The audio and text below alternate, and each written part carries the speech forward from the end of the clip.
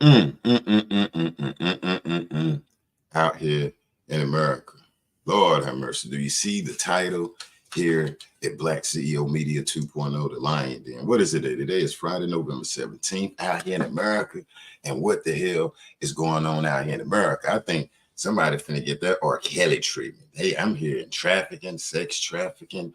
I'm here and being whipped, being shared, and all of this stuff. Man, it reminds me of the brother R.Kelly. Hey, listen, real quick. Welcome. We're streaming across like 5 different platforms out here in America. We got Twitter, we got 2 YouTube channels, we got Facebook groups and everything out here jumping off. Make sure you hit like, subscribe to whatever platform you own that you see us beaming through right here, because we're about to unpack this P. Diddy situation right here. Oh, God, I'm going to tell you, this guy about to get the damn R. Kelly treatment. Okay, not knocking R. Kelly, his camp or whatever, because R. Kelly lawyer over there about to take Tasha K, that blogger, balls out here. But boy, have you heard about the Diddy situation right here? That's serious right here, bro. You got these ladies going out here saying this guy did this, that. Well, we got RICO charges. We got damn enterprise charges, all types of charges that you can get as a brother out here. So wake the hell up. And for some reason, I see why Diddy say fences gave up the masters. We're going to go to the intro. That's where we get the lions and line this time to come into the lion den. And we're going to unpack this dope. Hit the intro.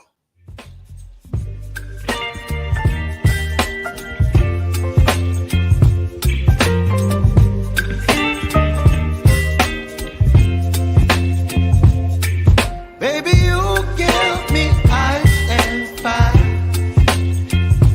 You're giving me wind and rain. Some kind of butterfly. Baby, you give me midnight.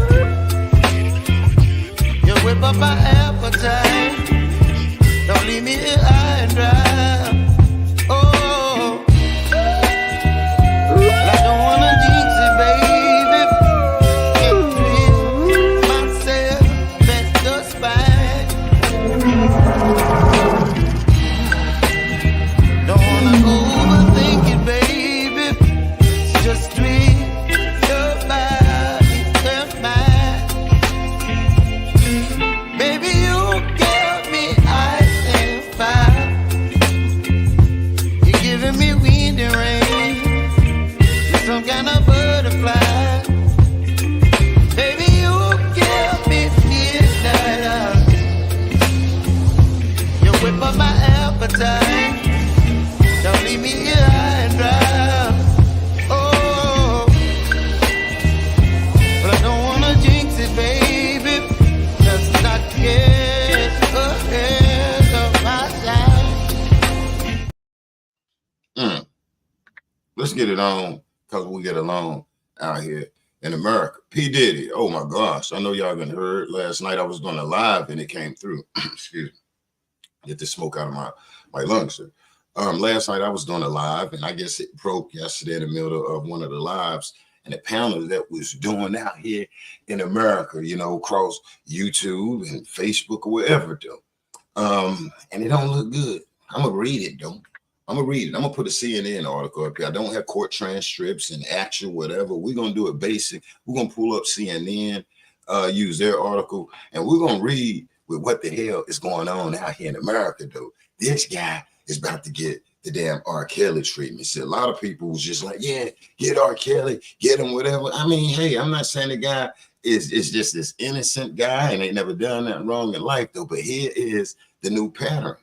Here's a new pattern. Some people don't get it. You had Michael Jackson. Okay, you had, say, for instance, Bill Cosby, and then R. Kelly. Now we got the P. Diddy. And some people say that's why that guy was giving up them damn masters about 2 and 3 months ago. You got the Keefy D guy that's out here saying that he involved with Tupac and all of this damn mess right here.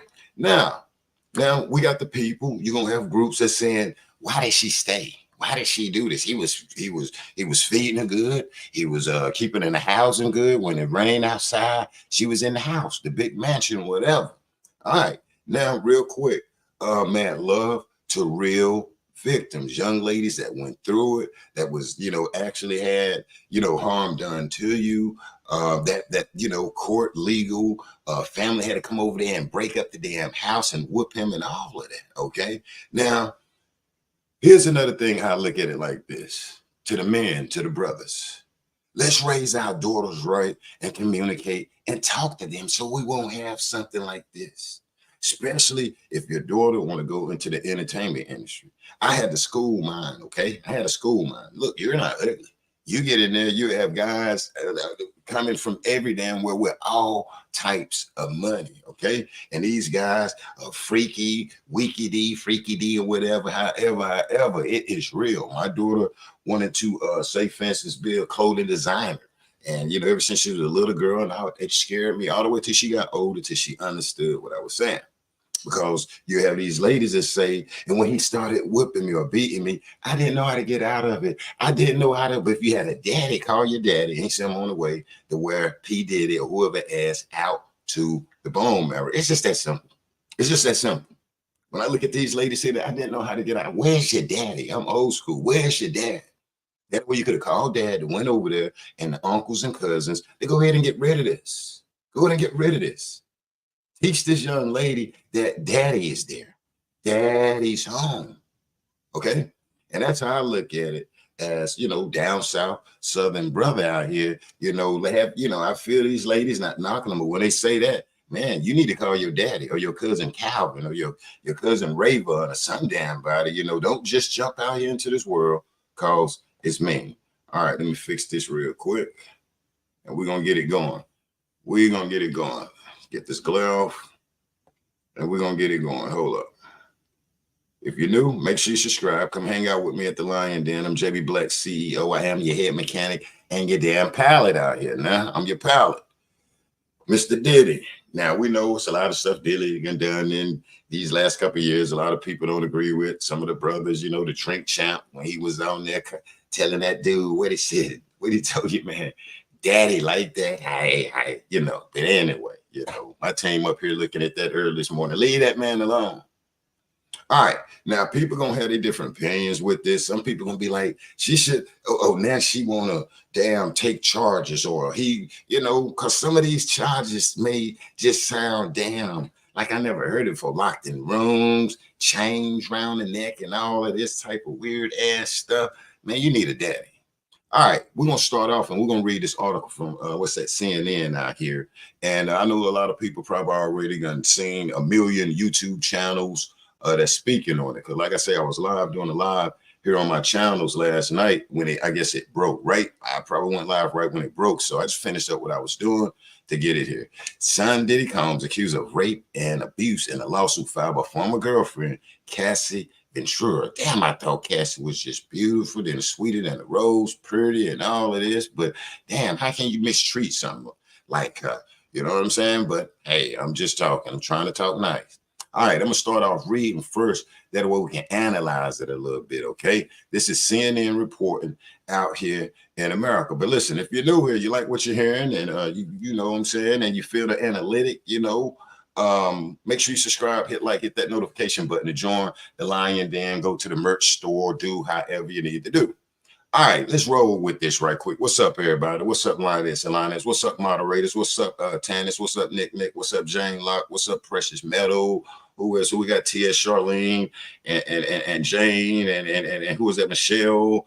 And we got ourselves. Okay, let's read this right here, because damn, boy, this guy is fenced. He fenced the need to have to spend some damn money out here in America, though. All right, let me pull it up. Producer and musician Sean Combs was sued in federal court in New York City on Thursday by his former girlfriend, Casandra Ventura, excuse me if I'm saying it wrong, who alleges she was raped and subject to years of repeated physical and other abuses by Combs. Okay, and see, that be the part as a dad, that has a daughter, you know what I'm saying, who alleges she was raped and subject to years of repeated physical and abuses. See, her daddy should have went in, and if that's the case, whooped his ass. Where's the disconnect with the daddy? I'm not blaming, I'm just telling us something that's real simple that could have been done out there, since Diddy want to put his hands on people, if he did, allegedly. Okay, that's the part as a dad that love his daughter. Like, no, baby, do not put yourself in no damn prison like that, where he whooping you for years, you all confused and all that. Nah, you got a daddy. All right, the complaint obtained by CNN alleges that Combs lured Miss Ventura into a extraneous, fast-paced, drug-filled lifestyle. And see, I'm gonna be honest with you. This remind me of how, with R.Kelly. They was like they made it seem like the guy was riding around in an Uber and shit and peeping out window, get in, and snatching people up. It's just me. That he lured Miss Ventura. Damn, say he lured. So this guy had to lure her, damn near a billionaire. So he had to lure. Okay, let's just go ahead. To lure into a extraneous, fast-paced, drug-fueled lifestyle and into a romantic relationship with him. Within 2 years of their prayer meeting in 2005 or 6, and Combs signing Ventura to his record label, Bad Boy, soon after. Ventura claims in the suit that Combs exerted his power and influence over throughout the course of their professional romantic relationship, according to the complaint. She was 19 when she met, and Combs was 37, and their business relationship lasted until 2019. Okay, well, damn, she was old enough. She was 19, okay, she was 19. Let me make sure, according to, complaint, she was 19 when they met, okay, and their business relationship until 2019. The complaint details claims that Combs was physically violent towards Ventura, control all aspects of her personal life, introduce her to a lifestyle of excessive alcohol abuse, and force her to engage in various sexual acts with other men during that time. Damn, did he? Like, so, huh? So, yeah, she needed a daddy. So when she went for a record deal, I guess she didn't go with her mom. I'm just saying. And for you to be that green, okay, maybe her dad went in her life or something like that. I don't know, but I'm trying to salute the damn dads that would have went up there to New York and jumped on everybody out there, bodyguards and every damn body. In the lawsuit, she alleges that after she tried to end a relationship in 2018, Combs forced his way into her home, and he took it. So he forced his way. This is my first time going over it, y'all. I ain't seen all the bloggers. I just kind of glanced with it, but I'm reading it detail by detail right here. CNN. Damn, so he went to the house after she tried to end a relationship in 2018, and Combs took it, forced his way in the house, and he took it. Okay, now mother of 2 children, but Ventura claims in the suit that she struggled with addiction to drugs and alcohol that were established and fueled by Mr. Combs throughout the course of their relationship. The complaint states that Ventura still suffered from emotional distress, and that at one point checked into an inpatient rehabilitation center after having suicidal thoughts she linked to the abuse. To the people in the chat, what y'all think so far of this right here? J-Rock, what you think so far of what you heard? Because, see, we was live last night out here in America, and, she's saying Diddy forced her into it. You know what I'm saying? The do drugs, the smoke, and all of this. And, I hear people saying if this young lady got some witnesses and stuff, that they're going to take this guy balls, man. They say they're going to get his balls, y'all. And I don't know. Sex trafficking. I'm trying to see how that worked right there, because the young lady, they say she was 19, when she met, so she was legal. So, okay, maybe we, damn. But this, I have to say it, this reminds me of that Kels right there a little bit, though. Okay, and she said, from him, I guess, forcing her to smoke this, hit this, drink that, drink this. She got damn addicted to it, She got addicted to it. Since she got 2 kids and, had to go into rehabilitation out here in America because of P.Diddy. Now, she said that P.Diddy came to the house 2018. She said, look, we can't do this. You know what I'm saying? Whoop the whoop. Forced his way in there and took it. Okay? And took it. So he took it. And it's sad. Now, like I say, I'm staying neutral, and we just going over the evidence out here. I ain't for Diddy, ain't for Cassidy. I'm just analyzing because think y'all, it get messy as hell when your family come out and they don't talk to nobody. Man, they keep their stuff. They say when they do come out, he had me in a wheelchair. She hit me over the damn head with a flashlight. So this is what we're seeing right here. Them coming out with the damn goods though. Just then. So they're saying Diddy forced her into this. Yes, they say from the paperwork, what I see here that's reported by CNN, say he forced her into, I guess, drinking, smoking, tooting, farting, and all the damn above out here in America. And I'm looking like, bruh. Now, I'm just sorry. I followed the Kells case, detailed when people was looking at the television. Actually, me and J Rock, the court transcripts, the court records, behind the scene. I went rounds with the parent, Angelo Clary. Go to hell, Angelo, if you're in there. I went rounds with the guy why he take his daughter up there to the brother. You know what I'm saying? We had evidence that this man taking this, up there. But I ain't trying to knock Cassidy. I ain't trying to knock P.Diddy. I'm just looking at what the hell they spitting out. And then when you, and these days, we got to sit back and we got to breathe and watch y'all emotions. Watch y'all emotions, because next thing you know, somebody can come out and say they was trapped in a red damn room with stripes. That Diddy did it. So have Diddy done something? Hey, I think Diddy, I don't know. I ain't gonna say the guy innocent.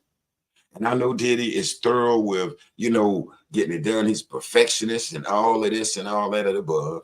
I can kind of heard about Diddy, his work ethics. I don't know the man personally.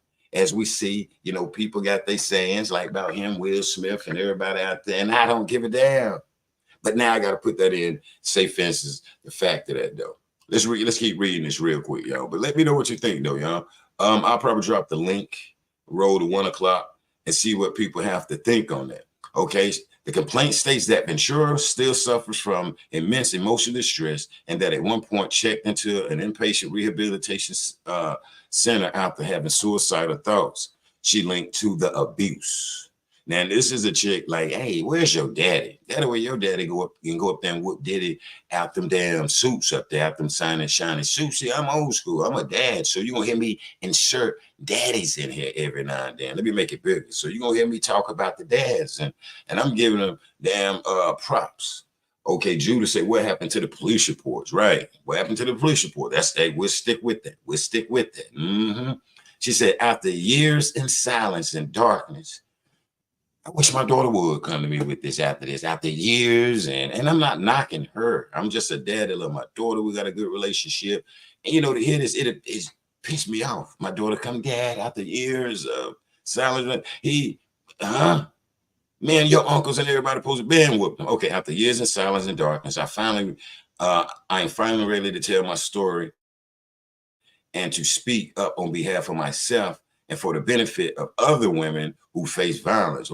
He finna go to jail right there. And she ready to, and for the benefit of other ladies, ladies, come on, ladies, y'all be easy, you know what I'm saying? Who face violence and abuse in a relationship. Ventura, an R&B singer who goes by the stage name Cassie, and said in a statement to CNN, okay, with the expiration, check this out, man, with the expiration of the New York Adult Survivors Act approaching, it became clear that this was an opportunity to speak up. I have an experience and that I will be recovering from the rest of my life. Now, a New York Adult Survivor Act was about to expire. And so it became clear this was an opportunity to speak up about the trauma I have experienced and that I was recovering from. Okay, that kind of caught my eye, caught my ear on television when they were saying that some type of expiration date. So if an expiration date was the Survivor Act, y'all, wasn't expired, would she damn go to him? Would she would have came out? Because it's like, hey, look, a statute of limitation is about to go out on this. Word on is I'm not knocking.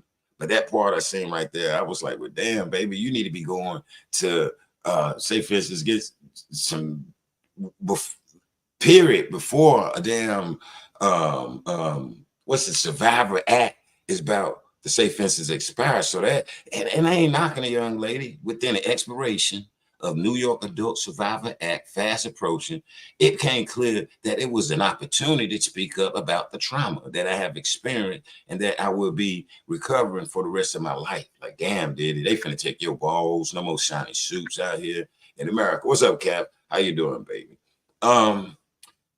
So I'm just puzzled. I'm just sitting back and I'm chilling. I ain't going against Cassidy. I think she beautiful, sweet, than a roll. And if Diddy gonna whoop on the damn girl, his ass need to, do the crime. I mean, do the time, whatever he need to do. But this guy here, though, I think it's big. Something is big with this, y'all, because this guy can gave away, I guess, the masters. I think he gave the locks back their masters. Damn, what's your boy Mace? He gave back some masters. He done ran the money down. And we spoke safe fences on the panel last night in the Lion Den that, yeah, the big boys, the elites, and he's old news. You know what I'm saying? He's an old t-shirt to them probably. They can got it, and hey, bro, your damn security blanket. It's probably finna be pulled off out here in America. Now, me waking up this morning, I check CNN, Fox, I go through the little channels and to see this guy on there with that, and these people talking, oh, that's serious.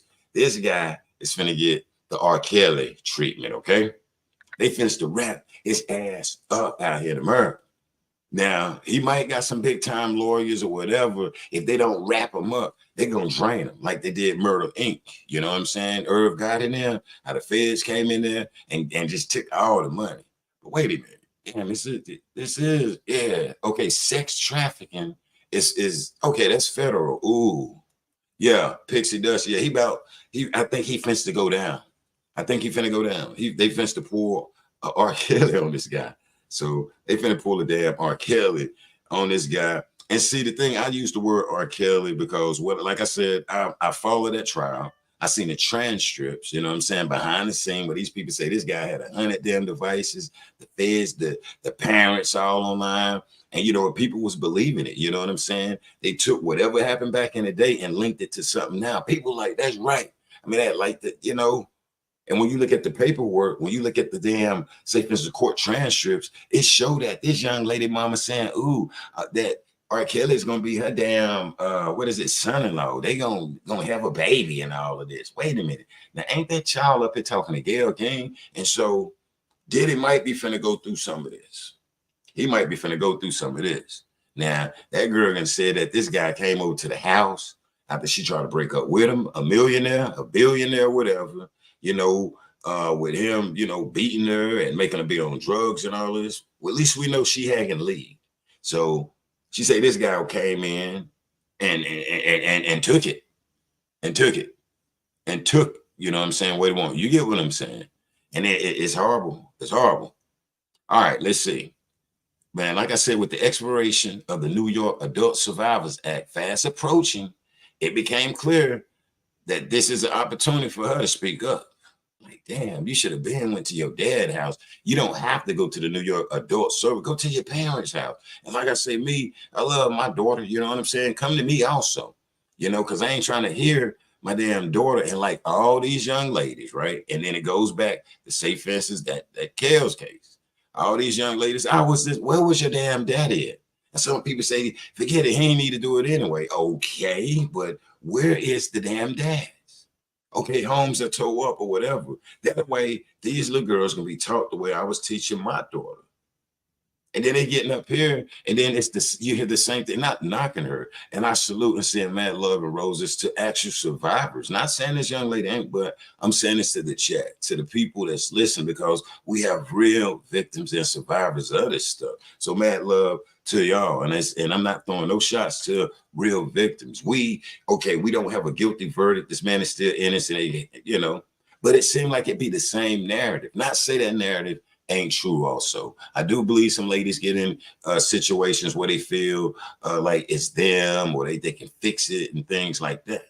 But now these last couple of years out here, you got some out here just lying. I'm gonna just tell you, not all the ladies, but you got a lot of these females, ladies lying, the man lying and the lady lying. But the lady have leverage over the guy because she can go and say, he flew me to Florida down there. And I was damn 17, we had sex. And when you look at the statute, the age, it can be 18. She can realize that. And in these cases, these ladies go back and look at statute. When you look at this stuff, they go back and look at what city, what is their age, the consent. When you look at it closely, these ladies go back when they dealing with these entertainers, these males that's out here, some of them acting a damn fool, not paying any attention, and can jam that guy up. Because I flew you from Florida to New York, and I'm not paying attention to an age limit or whatever. You know what I'm saying? The statute age, excuse me if I'm saying it wrong. And then next, I'm gonna get some damn time because for sex trafficking, getting your jam done. But damn, okay, let's go on down. But that right there kind of caught my eye. Like, baby, you need to be going to your daddy and everybody. The statement continued for the past 6 months. Mr. Combs has been subject to. Wait a minute. The statement continued for the past 6 months. Mr. Combs has been subjected to Miss Ventura's persistent demand of $30 million. Damn, she want $30 million. She said that her demand of $30 million under the threat of writing a damaging book about their relationship, which was unequivocally rejected as a blatant blackmail. Despite withdrawing her initial threat, Miss Ventura has now resorted to filing a lawsuit riddled with baseless and outrageous lies aiming to tarnish Mr. Combs' reputation and seeking a payday. How that sound to y'all? How that sound to y'all? That's Mr. Combs' attorney saying no damn deal. They saying that she wanted $30 million from Diddy. She wanted $30 million. Hopefully he got that damn recorded, with had a little voice recorder or something, because this guy finna need some evidence. Okay? And this guy finna need some evidence. So Diddy attorney says that this young lady demanded $30 million under the threat of writing a damaging book about their relationship, which was unequivocally rejected as a blatant blackmail, despite withdrawing her initial threat. So, damn, she withdrew a threat. Well, okay, not knocking Cassidy. You still beautiful, baby. All right. In addition, accused Combs of sexual battery. Venture is seeking unspecified monetary damages. In addition to Combs, the lawsuit names his company, including Bad Boy Records, Bad Boy Entertainment, and Combs Enterprise. It also named Epic Records, which it lists as his employer. She is not damn playing. She going out to Bad Boy Records, Bad Boy Entertainment, Combs Enterprise, and it also named Epic Records, which lists as an employer of Ventura. CNN reached out to Epic Records for comment. I guess they ain't holler back. Let me make this right. The New York. All right, let's check this out. This New York Adult Survivors Act, right? All right, let's check this out, because that caught my eye from minutes ago. And this is what, let's read it. The New York Adult Survivor Act went into effect in late November 2022 and allows adult survivors of sexual abuse to sue their abusers in New York, even if the statute of limitation on their claims has expired. Oh, damn. Okay. The law has given adult survivors of sexual assault 1 year to file lawsuits against the perpetrators and set expiration on November 24th. So that's going, damn, it seemed like, So this adult survivor thing that protects ladies of sexual abuse was finna expire November 24th. Okay. She should have, I don't know. Let me finish going though. That way we, okay, damn. So the law has given adult survivors sexual assault 1 year to file against their perpetrators, and it's set to expire on November 24th. So she basically went ahead and had to get it in. Gonna get it in. Let me see. And it went into effect in late November. Okay, that's a little law that came in 2022. And damn, it's expiring quick. I don't know. So the Survivor Act went in effect 2022, and it's about to go out. What's this, 2023? Like within a year. I don't know, y'all. So it went in effect late November of last year, and it's about to expire this year, in November. Damn, I don't know. Maybe they was giving somebody's an open window, some time and shit. The baby that, hey, look, man, somebody done something to you. You got until what is this? You got until like November 24th or whatever. So I don't know. It expires next week though. I don't know.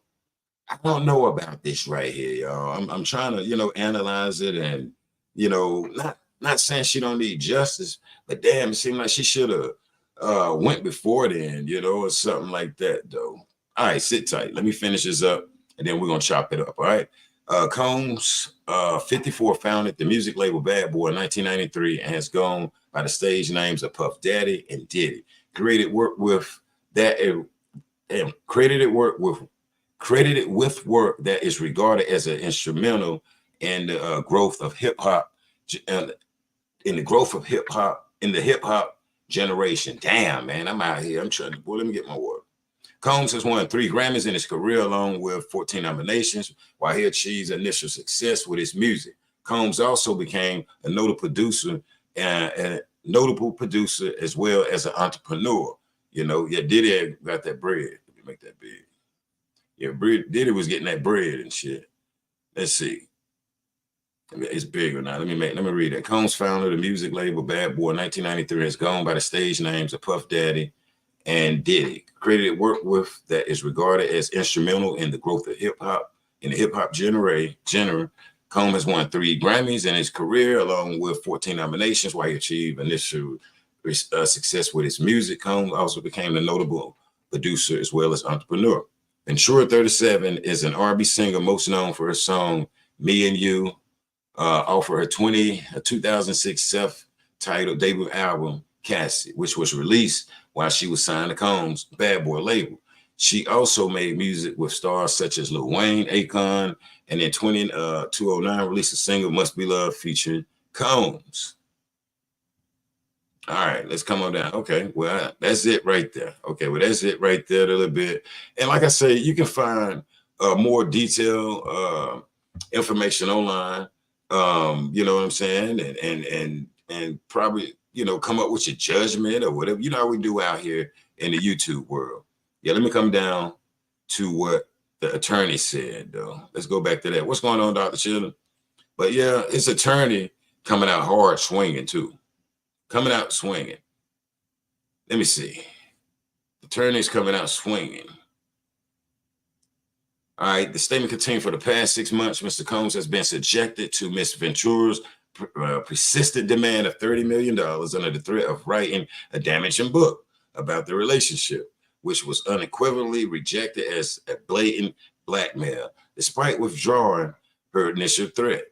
Like, so initial threat was the 30 million, and she dropped that, so she withdrew from it, or which was unequivocally rejected as a blatant blackmail. Despite withdrawing her initial threat, Miss Ventura has now resorted to filing a lawsuit riddled with baseless and outrageous lies aiming to tarnish Mr. Combs' reputation and seeking a payday. The lawsuit accused Combs and other defendants of sex trafficking, human trafficking, sexual assault, gender-motivated violence, sexual harassment, gender discrimination, and a hostile work environment. Okay. I missed that part, all of that right there. Damn. So she say they accusing this guy, the lawsuit accused Combs and other defendants of sex trafficking, human trafficking, sexual assault, gender-motivated violence. How in the hell do you stay in that, though? But, she said she was on drugs. So do y'all think drugs, made her stay with that, y'all? Do y'all think drugs, after, accusing this guy of sex trafficking, human trafficking, sexual assault, gender-motivated violence, sexual harassment, gender discrimination? Damn. Okay. All right. What I'm gonna do? We got any new people out here in the chat? If we got any new people out here in the chat, you want to say, for instance, come up here to the panel, come up to the Lion Den, and tell me what you think on it. And we chop it up. Let me move this out of the way, and just click that link. Or just, hey, if you want to come up and chop it up, let's chop it up. And tell me what you think about it. Because like I said, I seen it was lit last night when I got off the live here at Black CEO Media 2.0 out here in America. And real quick, if you're new here and you like what you hear, make sure you subscribe and hit like and hit that notification button so when I do go live, drop a video, you get the notification, and boom, you're in the lion den out here in America. Though I don't know, I think they fenced to somewhere in there. Some damn bobo finna come out, y'all. They finna catch him with this damn sex trafficking or whatever the hell that is right there. And like, where did this come from? Like, how? I mean, baby girl, I like, what the hell? Maybe I'm gonna check somebody out that's actually reading the actual like transcript. The police, the filing. Like, what in the hell? I mean, she say him and other defendants of sex trafficking. I want to know about that. I'm just shit. I want to know. I want to know. Human trafficking. Oh, hey, welcome, Pixie. Well, you ain't gotta come up, Pix. You ain't gotta come up here. You good? Appreciate it. Human trafficking. Like, damn. Who had Carly Russ up there or something? What, they had Carly Russ up in there? I want to damn know. Human trafficking, sex trafficking, sexual assault, gender motivated violence. Like, what in the hell? Jalen, what in the hell is going on in America? We got Jalen. Good morning, Jalen. Welcome to the Lion Den. What do you think Good on it? morning, King. Good morning, kings and queens in the chat. Y'all some amazing people. Y'all had me up late. Yeah. It was beautiful to see all of you up there. Like, that panel was amazing. Derek, thank you for falling asleep, because I was right with you.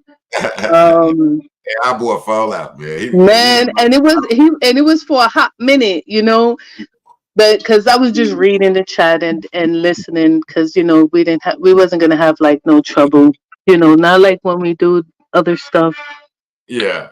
and Yeah, that's Derek. He been rolling with me about 4 or 5 years, and I tell people, "Nah, leave him alone," and then everybody. I'm glad I caught that, because my boy check out. yeah, no, it was amazing. Like I said, it was completely amazing. It was beautiful. It was like you growing, and you keep bringing positivity wherever you bring everyone together. Like, Yeah, everybody just have just so much good to say, when they're out there. yeah. um I'm gonna stay out of my emotions. Okay. Like you say, don't stay out your emotions. So, because I'm texting and I'm reading. I don't got Just my watch. specs on. What happened? No, I was saying just watch it. You can show him. I'm just saying just watch it and just Oh, go. yeah, yeah, yeah, yeah, yeah, yeah, yeah, yeah. You But good. I'm gonna say black to you is this. Uh-huh. um all of that that's on the screen, like, I'm not a Diddy fan. Mm-hmm. um I'm not really a fan of a lot of um entertainers. Mm-hmm. I'm not gonna say no names, but to tell you, I'm old school. I'm a Temptations girl. Oh. Donna Summers. I listen to Barry Manilow, for Christ's sake. Like, oh, I shouldn't have not said it like that. Ooh. Anyway, to say that, what we seen now, all these like Jada and Will and Mm-hmm. the Dwight Howards and all these stories, right? Mm-hmm. Like the gentleman said last night, um, you don't see like the Bernstein and all these other college criminals. Like one of the gentlemen, I think it was Unc that pointed it out. You don't see them in their orange jumpsuits. You know, Mm-hmm. they don't publicize them. Like, he was saying, the actor that did what he did, he did Three Grapes, and they didn't publicize it. I didn't even know. So I saw a YouTuber. But to say that, because I don't want to get long-winded, Mm-hmm. this is everybody's fault. This Mm-hmm. is not Cassie's fault.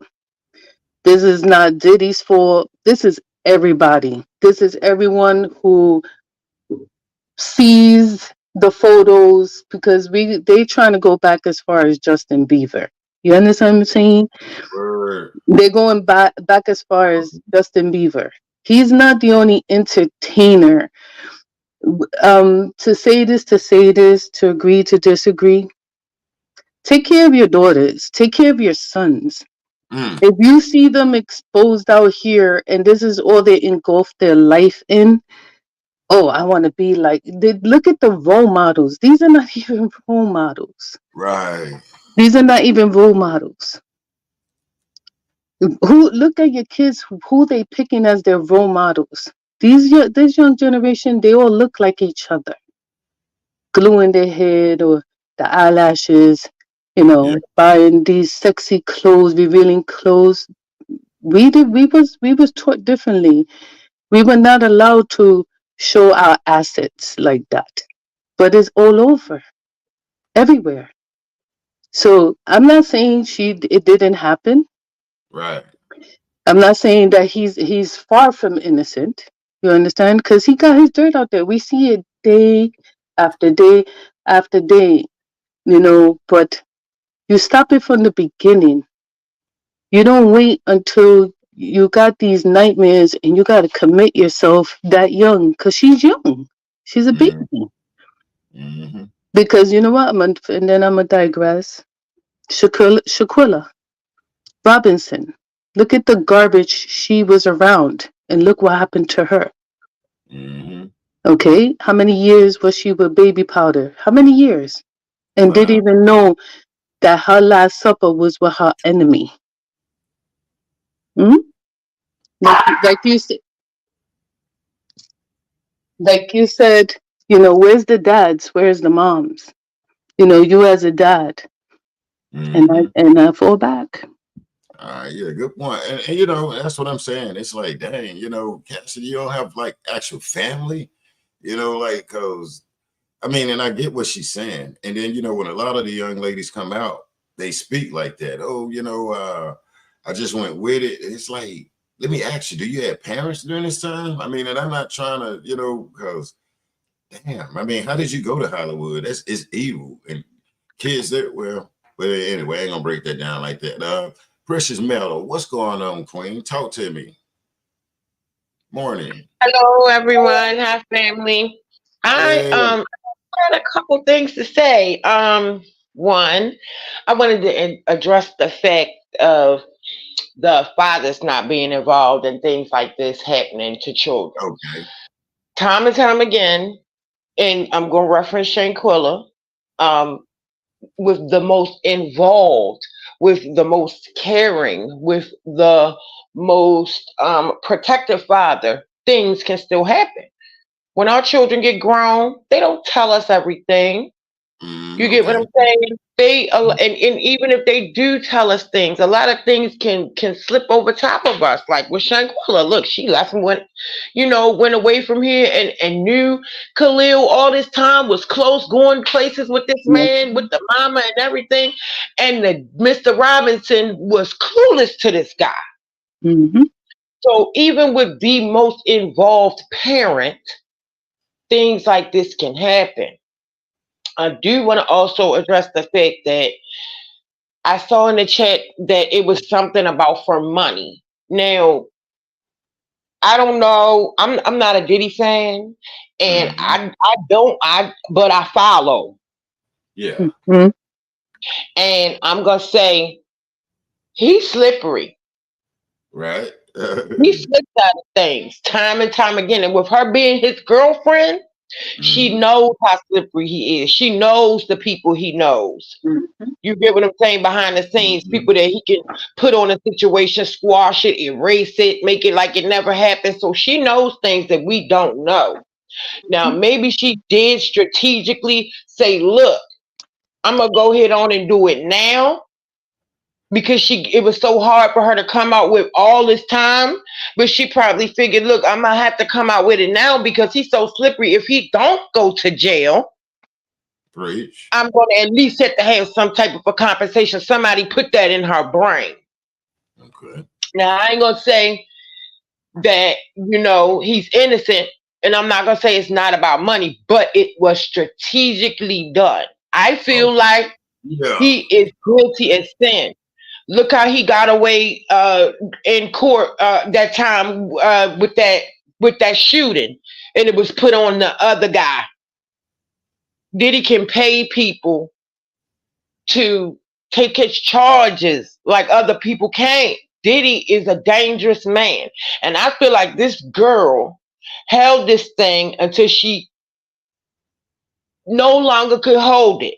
Because at this point, if she do take him to court for this mess and put it out there, then she feel like at least if she got money, she can get away. She can distance herself if he don't go to jail. Because look at what happened to Kim Porter when she was about to put that book out about him. Good point. And look how Al B. Shore jumped up here sick. Okay. All of a sudden. And he said Diddy did it. But with no proof, this is a mess. And he's going. It's his time to go head on down. And I ain't gonna say, I mean, I may be biased and I would, I'm an R.Kelly fan, but it's not the same thing. This ain't the same thing. R.Kelly ain't deserved the stuff they did to him. I feel like Diddy is on the deserving stick. I do. I feel like that. Okay. I just snapped when I said the sex trafficking part, but yeah. No, I like the way you bring that angle because, like I said, I'm staying neutral with it. I want to hear everybody point, no matter if I'm right or wrong. I'm listening and I'm agree with you. And I like the way you just brought that at that angle right there, because, and that's what I said. We can see Diddy in the news these last couple of months and maybe a year or whatever. And me, I think they're finna take his balls, Quinn. I think they finna get him. And, at the end of the day, even though I break that down, I'm breaking that down as a love for Cassidy. Like, damn, I wish, you was, I wish a lot of these ladies is very close with their family. So when stuff like this happen, they don't feel like they done something wrong. Be like, man, fuck you. I know you got millions. I messed up. Even if she make a mistake on something, go back home or either have a dad in your life to, or something like that. But back to the brother Diddy, back to him, he, What if in these children's minds, like in this case, you're dealing with a billionaire. Mm-hmm. This girl knows it's dirt. She probably thought to herself, I'm gonna bring my daddy, my brothers, my cousins into this so they can go head on up and disappear. Like she done probably seen him disappear other people. It's a whole different type of thing. Okay. You see, she knows his reach personally. On a personal level, we see what we see, but she knows his reach. Ooh. And I feel like he did come in that girl's house and do that to her because look at what just happened to Kiki. And if that can happen to her, it can happen to Cassie. Cassie ain't even got the money Kiki got. Okay. Why do you know that? Because Kiki just put out that she got $20 million. Her mama was just saying she got $20 million that she's sitting on. So for mama sitting on $20 million, Kiki made sure she had that. So I'm pretty sure Kiki got something. And Cassie is not a millionaire. I mean, you can pull up people's net worth. Cassie's nowhere near as affluent as Kiki. And I just say that to say if it can happen to Kiki and her baby daddy is a nobody, it can happen to Cassie because this man is powerful. Please. Okay. I like that angle there. Okay. Now, real quick, I got two people, new people up here. I got Nick Mamad, and I got Marcel Howard. Hang on 1 minute, Marcel. Okay. Hey, Nick. Nick. Hey. I'm gonna be honest with you. I had one perspective on this, when I first heard it. And, I was like, oh, here they go again. They get ready to get a brother, and all of that. But I'm going to be honest, listening to Precious Metal, that is true. A man could, I've been through, an abusive relationship, and a man could literally make you feel like he can kill the whole world. If you ain't been through it, then you don't know what I'm talking about. But just know that, a man can make you, feel like he is just invincible. He got that, he could put that type of fear in you. Yeah. And with him having the power that he have, and with her seeing what she has seen, you know, that may have shut her up for a while. It really could have, because Okay. I'm gonna be honest, in the beginning, I was like, what took you so long? What took you so long? But at the end of the day, you know, I think back and I'm like, well, when I was going through what I was going through, I did not tell nobody. I Okay. did not come clean until I got clear of the relationship. You know, some people do it sooner than others, you know, but I didn't come clean till I got clear of the relationship and, you know, all that. I had to have some mental work, you know. I had to work on my psyche. And, you know, once all that was over and done with, this it was just like, oh, you know, this dude did this, he did that, this, that. You know, I can talk about it all day now. You know, but Mm, it probably is something that he is getting ready to reap. I'm not okay. saying that he is innocent. I don't think he's in there. I did not think from the beginning that he was innocent because, you know, I mean, there's some things out there about my man. I don't think this is, I, I'm like this.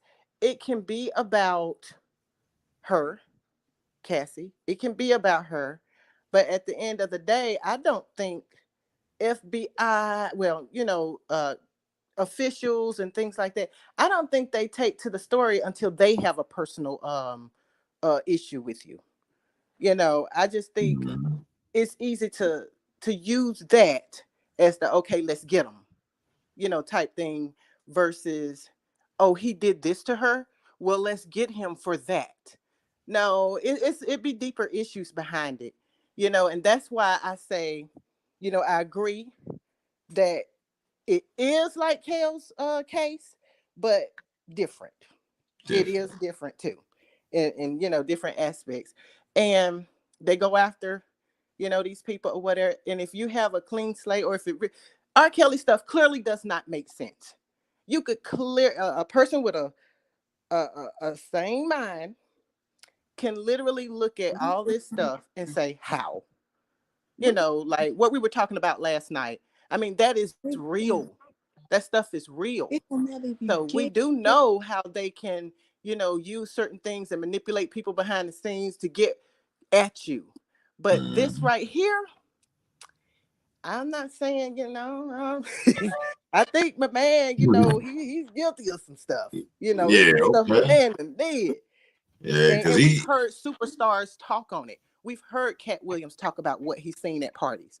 We saw the episode of Drink Champs when that little piece of whatever came out of him at the table. Uh, uh, What he said, you uh, like that, daddy? You like that, daddy? I don't know uh. what that was. That was that Ciroc. That was that. That was that. That was the blame it on the Jews. Yes. And then, you know, 50 himself came out and was like, my man asked to take him shopping. You know, grown man ain't gonna take me shopping. You know, it's certain things that we've seen, you know. Mm, And like she was talking about precious metal, I think she was referring to, and correct me if I'm wrong, the situation with Shine, where, you know, he was the fall guy for that. You know, he kind of took the fall for that. mm-hmm. Um, you know, it's things that that man did, and whether this is true or not, you reap what you sow. You know, he's reaping something, Yeah. and Okay. you know, but yeah, it's different things because I mean, we could look at Bill Cosby. You know, it's different. You know, I'm listening. I didn't know all this. That you know, she wait. It sounded like she waited until what the timing was right or something. You know, before Yeah. she come out, this Some type of Cassie. little act. Yeah. Yeah, and then was wanting, you know, 30 million for a while and I guess he didn't give it up or whatever. You know, it sounds messy, but at the end of the day, I don't care whether it's true or not. He's going down. You can believe that. Yeah, something's going to happen. Because that's just how it works. You know, once it Mhm. gets big like this, you're going down. It's more to it. It's more Yeah, I to it. seen it. I seen it on CNN this morning. I was like, Yeah, that lets oh, you I was know. like, what the? That's right. That lets you know. To me, it lets me know. Yeah, this is some big stuff. Yeah, you finna go down regardless of what. It can literally not make sense in our eyes. We've seen it. It can literally not make sense. but you still going.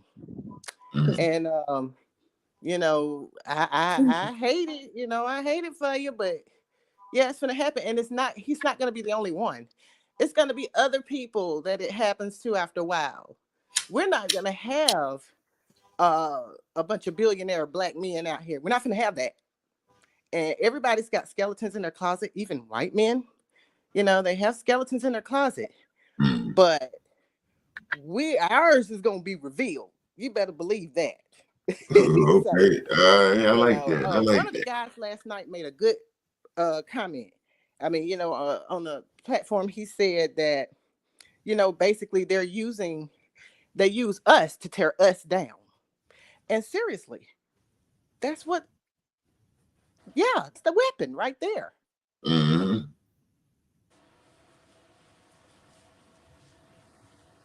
Yeah. Okay.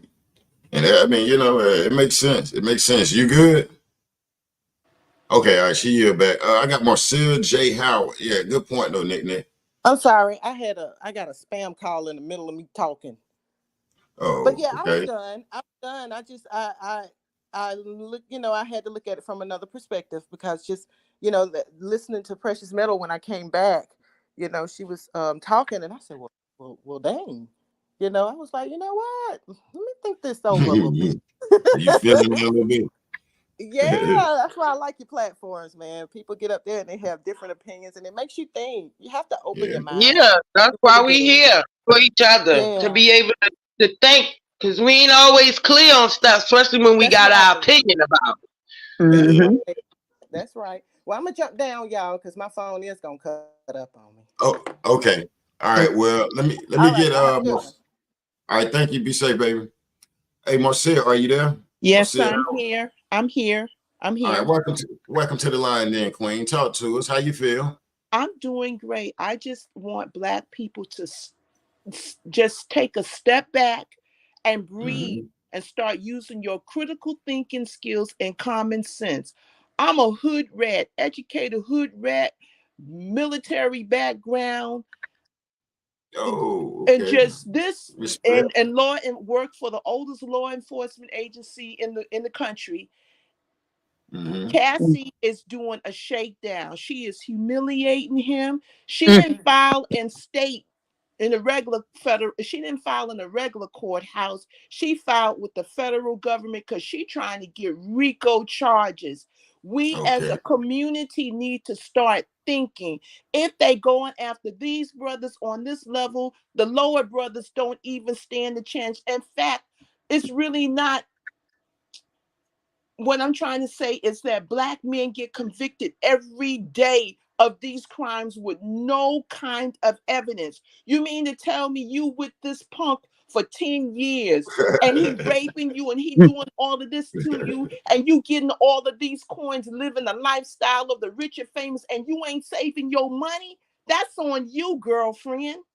I just can't. Ooh. For me, I Hmm. can't feel sorry for her because if a brother flinch at me, one of us gonna die. Oh, I'm not taking no ass whooping. You're not gonna beat on me. You just not gonna oh. do that to me. This I love stuff you, about Queen. Preach. Oh, preach, sisters, Queen. sisters, acting all weak. Get out of here. Sisters can be very manipulative. I've seen it all. I've lived long enough and I've seen some crazy stuff. And I'm not saying that he's innocent, but the Right. manner about which she went about doing it, she didn't file in a regular court. She filed in federal court because they trying to get RICO charges. If they're doing this Yeah. to him, they're That's what gonna I was do it thinking. to a whole bunch more. It's gonna be Michael Jordan next. It's gonna be LeBron next. But we do it to ourselves because we get on all of these platforms. Yeah, he guilty. He's this. He's that. Show me some evidence. Show me some evidence. I need to see evidence. I want to see people under court. I want to see people under oath. That shows me that you legitimate. I don't want to hear no rumors. I want to see stuff under Hmm. evidence. I want to see it in the court of law. I want to see who's going to put themselves under oath. All this other ism and schism, I don't want to hear all of that. Show me in writing. Show me where a grand jury has indicted him.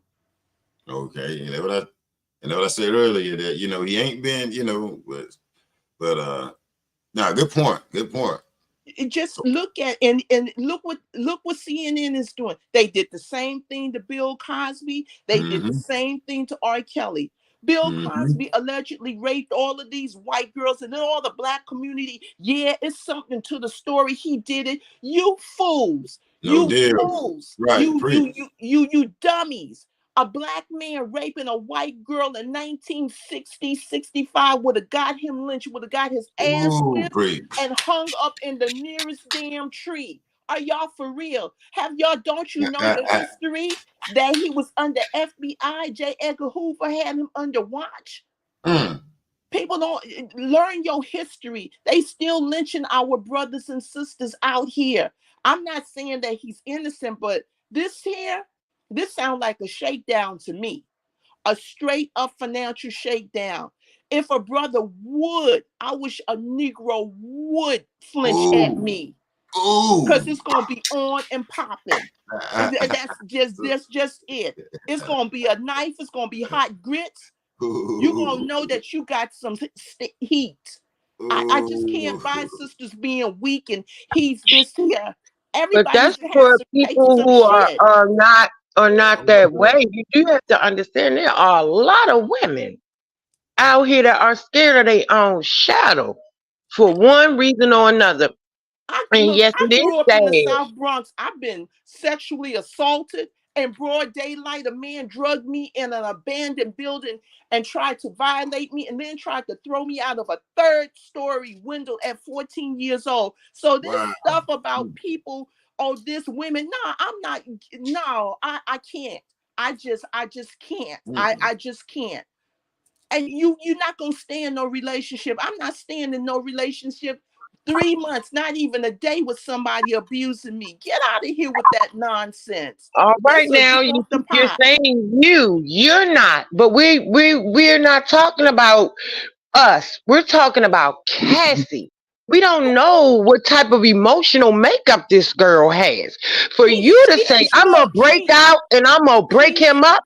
No, then that's not. You. First of all, she's not a girl. She's grown. She's 19 years old. We're talking about regardless of her age. We're not talking about her age because when that was brought up, all I said was, yes, she was an adult.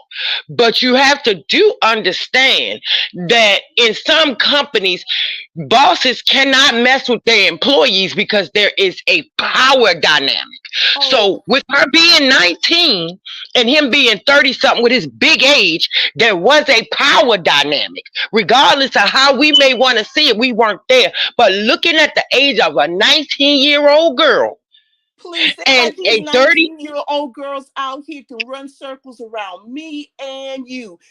We talking about now. Well, listen, we talking about now. But when Cassie was 19, this generation. Think about when this happened. When Cassie was 19, this was a minute ago.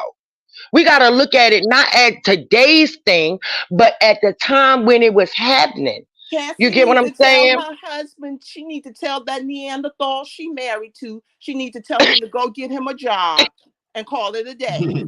She need to go tell him to get up and go. Now, I will not argue that fact. Maybe she does need to do that, but I am again going to say the reason why she probably went the federal route is because she knows enough to know that if she go the federal route, there's more of a chance of him getting hemmed up because he knows too much stuff and too many people where he can be slippery and slimy.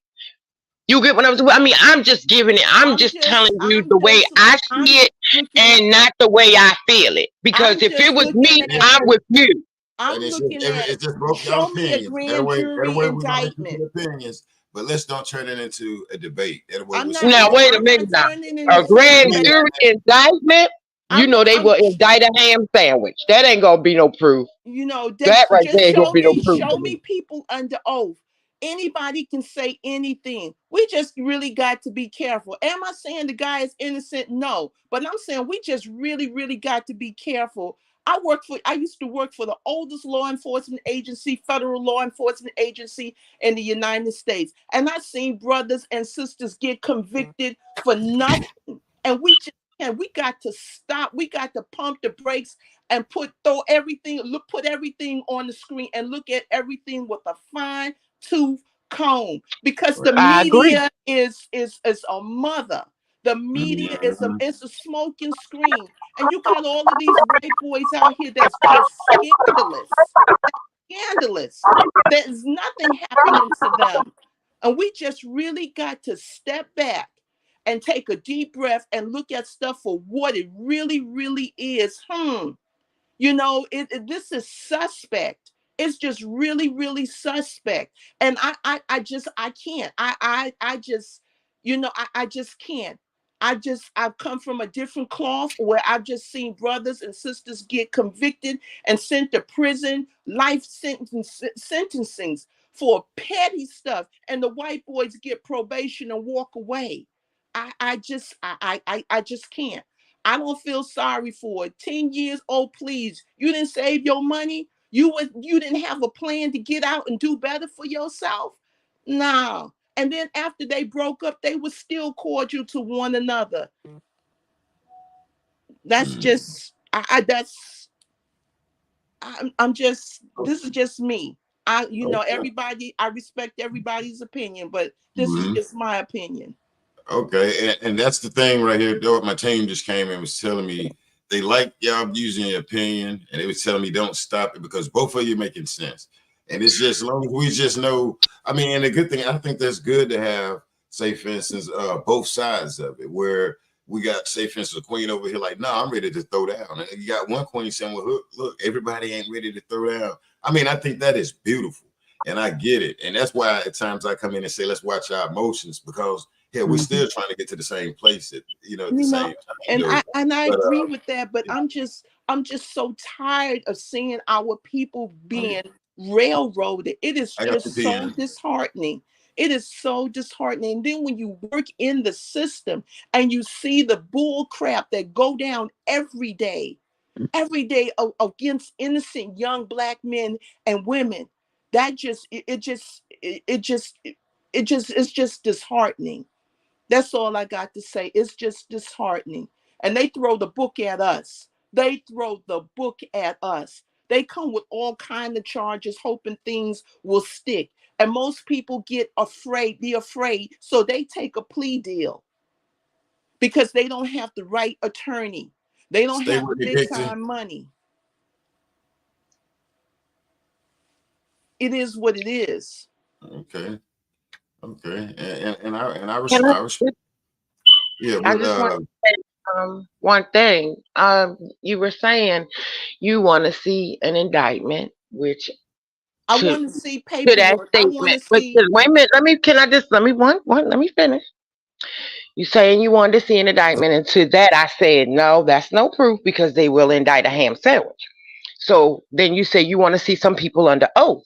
But to that I say, if the victim was fearful to come about, why would a bystander want to come and be on oath? If it's hard for the person who it happened to come out and say anything, then it's going to be daggone near impossible for her to get anybody to stick up and say something, especially the fact, and I'm going to say again, and I'm going to use what your point to make my point.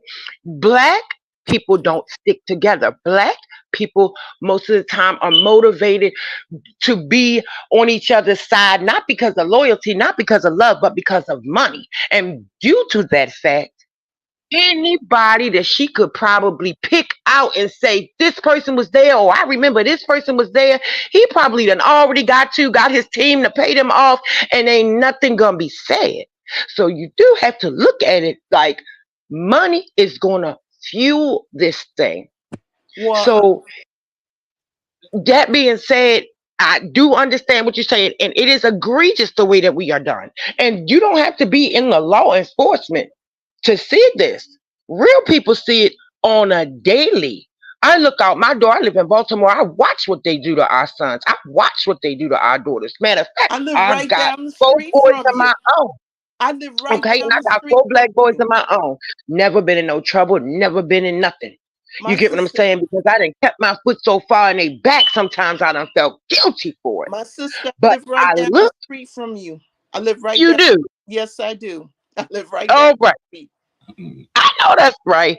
So what I'm saying is, I do understand what you're saying, but if she can't get up there on a strong backbone of her own and knowing he did this mess to her, you gotta think. Who else gonna want to stand up? If Well, you don't want to stand up for yourself, who gonna stand up for you? can All I right, say this here? real Can I quick, say ladies. this Hold up. here? I'm gonna let If you speak. Hold on 1 minute. Well, 1 minute, Marcia. I got Jahara backstage. Jahara is saying your device is not connected. So if you want to go back out and come back in, it's saying it's not connected. But I'm gonna need y'all to go ahead and get it out. That way I can see if our okay, sister Jalen up here okay. want to All You I add want to me can it. to say, drop down, Black, so you can Well, no, just as long as we turn into a debate and okay, start talking to each other, because the chat want to hear us talk about, and I get it. We can touch on what we're gonna play and all of this, but the chat and the people want to hear y'all break this case down, even if we're saying Diddy wrong, she right, or however. But that's what they only thing the judge got to do, is issue a bench warrant. let me Is mute you. issue I gotta is mute you, issue Precious. a warrant. If they do not show up for that warrant, if he issues a warrant, a summons for them to appear in court, and they don't do it, they'll issue a bench warrant, and the U.S. Marshal Service will go out and pick them up. Now, when they get to court under oath, they can plead the fifth and not say anything. But she can get them in court with a issue by the judge, a summons by the judge. Or they Mm-hmm. can be brought to court. Now, when they get to court, is if they're going to tell the truth, and they can plead the fifth and don't say nothing. Mm. So So y'all think this finna get messy? I don't oh know indeed. about being messy, but I just think that I just grieve for my people. I never thought in my lifetime I would see us in this kind of disarray.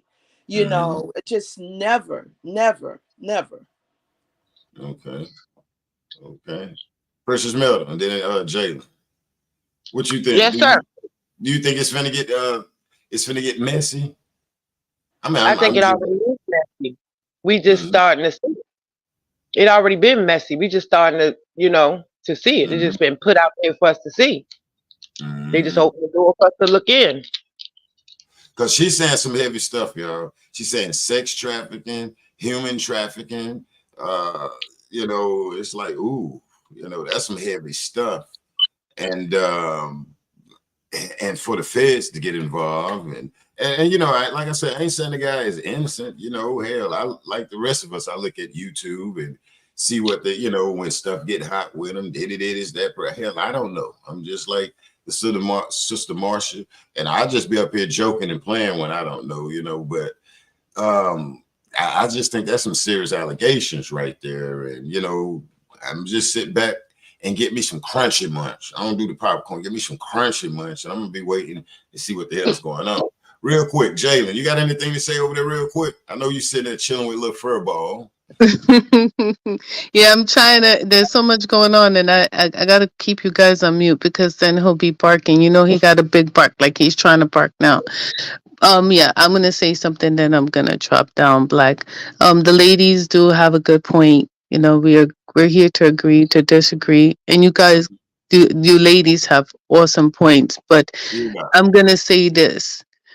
Nick, you have someone like Nick, and you have someone like Cassie that lived in the limelight, but they're victims, and victims make decisions when they make decisions. And look at the wording that she's using. Listen to what Black is saying. She caught somebody's eye. Like, remember, this is being written by someone. Um the second lady, not Precious Matter. I didn't hear her name. Marcia.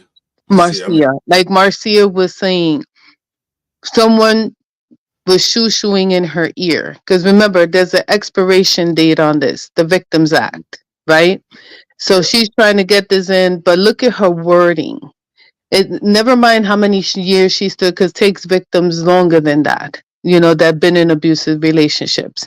We have to we have to erase the money factor. Like, oh, Kiki's sitting on $20 million and Darius is a nobody. Let's erase the money factor, everybody. Let's just erase this. Let's look at them like regular people like you and I. We live this everyday life. They're just entertainers, right? But remove that they're singers and dancers and all this, and they're movie stars. They're victims, and victims take a long time to come out. But like Marcia said, what's the angle? You get what I'm saying? Like Precious Matter says, look at it this way. We can see it 100 angles. We can see it from like a panoramic view. We can look it around and around. They could show us all the paperwork like they did with Bill Cosby and R.Kelly, but nobody finds them guilty because of the way the evidence was presented. You, look what I'm saying. Like Marcia said, why are we plastering our business all over the social media? Why couldn't we get real victims like Alicia Watts? And that man is running around. He got a bond. R. Kelly mhm. didn't get a bond. R. Kelly is still sitting in jail, but James Dunmore is out, and they ain't saying nothing about it. To say that our black men, look at our black men, what they're going through.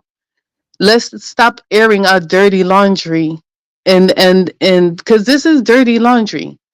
Because everybody knew everything that was going on in Diddy's past. Like, he's been doing this day after day after day after day. When was they gonna put a stop to him? Now, because of what Cassie is doing, but there's a dollar amount attached to it. Look at the Y2K movement, everybody. What was the Y2K movement moved? Because I don't want to sound racist. But who brought up the Y2K movement? You got to look at this black and white, what we're doing to each other. Marcia is right. But Most at the definitely. same time, PM is right too. We all have rights and wrongs, but they're victims at the end of the day. And there shouldn't be a dollar amount on us victims. What we went through, because if anybody heard what Marcia said and what Nick said, and even PM, you protecting your boys. We have to protect our black men every single day. We got to protect our girls every single day. And to say that, I love you all. And this is an awesome panel, as always. And Black, I'm going to fall down. Oh, appreciate it. And rub furball for me, okay? Hey, good point. Good point. Yes, sir. Thank you. Bye, All right. ladies. Bye, Dylan. What's up? What's up, Derek? Provoked thoughts out here in America. Appreciate you swinging through. Real quick, y'all. I got our two sisters. We got our queens up here, Marcy. I may be saying it wrong, and Precious Metal. And we're having a beautiful conversation, and we got two different like opinions. That's what I'm saying. I think is lovely out here in America, and on what we think about the Diddy situation and the Cassie. Some of us see one point, and the next person see another point. Hey, and that's what's unique about this. When I was reading it, like I was telling y'all, I'm gonna stay neutral. Miss Howard, it say your device is not connected, so if you want to go back out and try to come back in, I'm probably gonna let you in. Okay. I'll probably let you. I can should be able to let you in if you didn't mean to go out. Precious Metal. Let's go ahead and proceed. And like I said, I have a question. How is everybody gonna feel if because Cassie came out with these allegations and everything, if mhm. other people get on the bandwagon, and come out and start saying, "Well, this happened to me," and then another one, "This happened to me," whether they famous people or just, everyday folk, like, are we gonna believe them? Or are we gonna think that again this is a ploy, or they done set up a coup for, this Mhm. black man? Like, how are we gonna view that? Because I do see, yeah, it was this thing's been done, like Bill Cosby. I never thought, that he could be at all guilty of any of that. That does not mean he was innocent. That just meant that's how I felt. So I'm just wondering, like, if there is a train that comes out that say this one, another one, and another one, this happened to. How are we gonna view that? Are we gonna feel like this is just a ploy, or are we gonna believe that okay, she just opened up the floodgates? Right. And I think a lot of people. I'm gonna mute your mic. I don't know why. I don't know why we're getting that echo, but yeah, I think a lot of people. You got a lot of people support the brothers, superstars, the ladies, and people is traumatized. I think from Michael Jackson, Bill Cosby, R. Kelly, Prince, and gonna have a red flag. And people having red flags, people dissecting stuff because we have been lied to in the past. All people.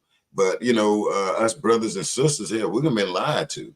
And then, us men, some of us brothers, let me see, we'll look at it the way they did Cosby, Prince, Kales at times. I'm not saying that these people are innocent. I mean, it's just innocent.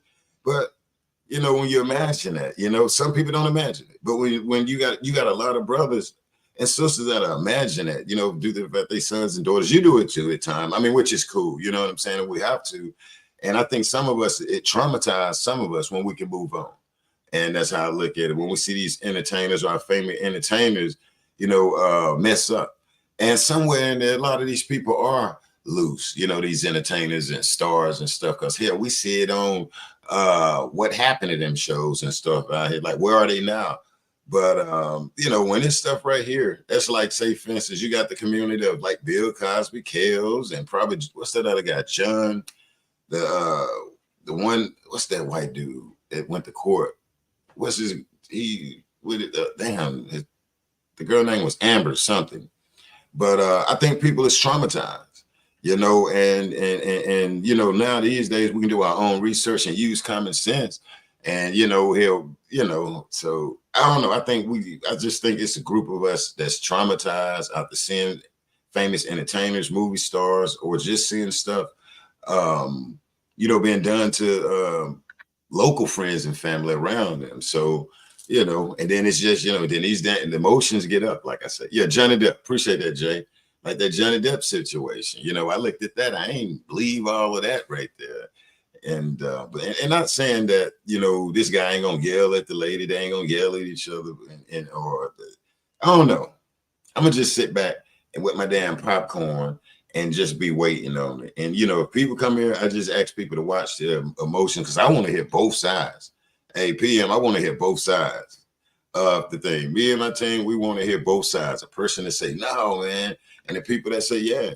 So to me, that's interesting right there, and I love it. And I love to see people with different opinions. And that's why I say watch emotions and stuff like that. But no, I love to hear it, because it makes sense on both sides. Even if we disagree, I'm gonna knock them out. No, why you gotta, because we telling, everybody's telling it like it is. I mean, we telling the damn truth. You got people over here ain't finna swing off first. You got some people do. So, sitting back, it can't make a good conversation trying to figure out what the hell went on up there. Like the young lady said that she broke up with him in 2019 and he came to the house, forced his way in there, or either went in there and took it. Another thing, so Cassidy is married. How long her and Diddy has been broken up? That's the other thing I just seen behind the scenes over here. So I guess Cassidy, because it's 2023, 2020, I'm trying to About 5 years. So they've been broke up 5 years? Yeah, about 5 years. Like just before that COVID. Oh, okay. Well, no, what's that? 2022. Man, that's like maybe 2 or 3 years, sis. No, I'm saying just before the COVID, because it was like Oh, 2019, probably like the oh, end of when it started. You know, 'cause, I yeah. mean, we don't know what they report, so they could have been, you know, broken up months before, and it just, you know, surfaced and kick out at that time. But I know that we were probably informed around, you know, the middle of 2019. Mm-hmm.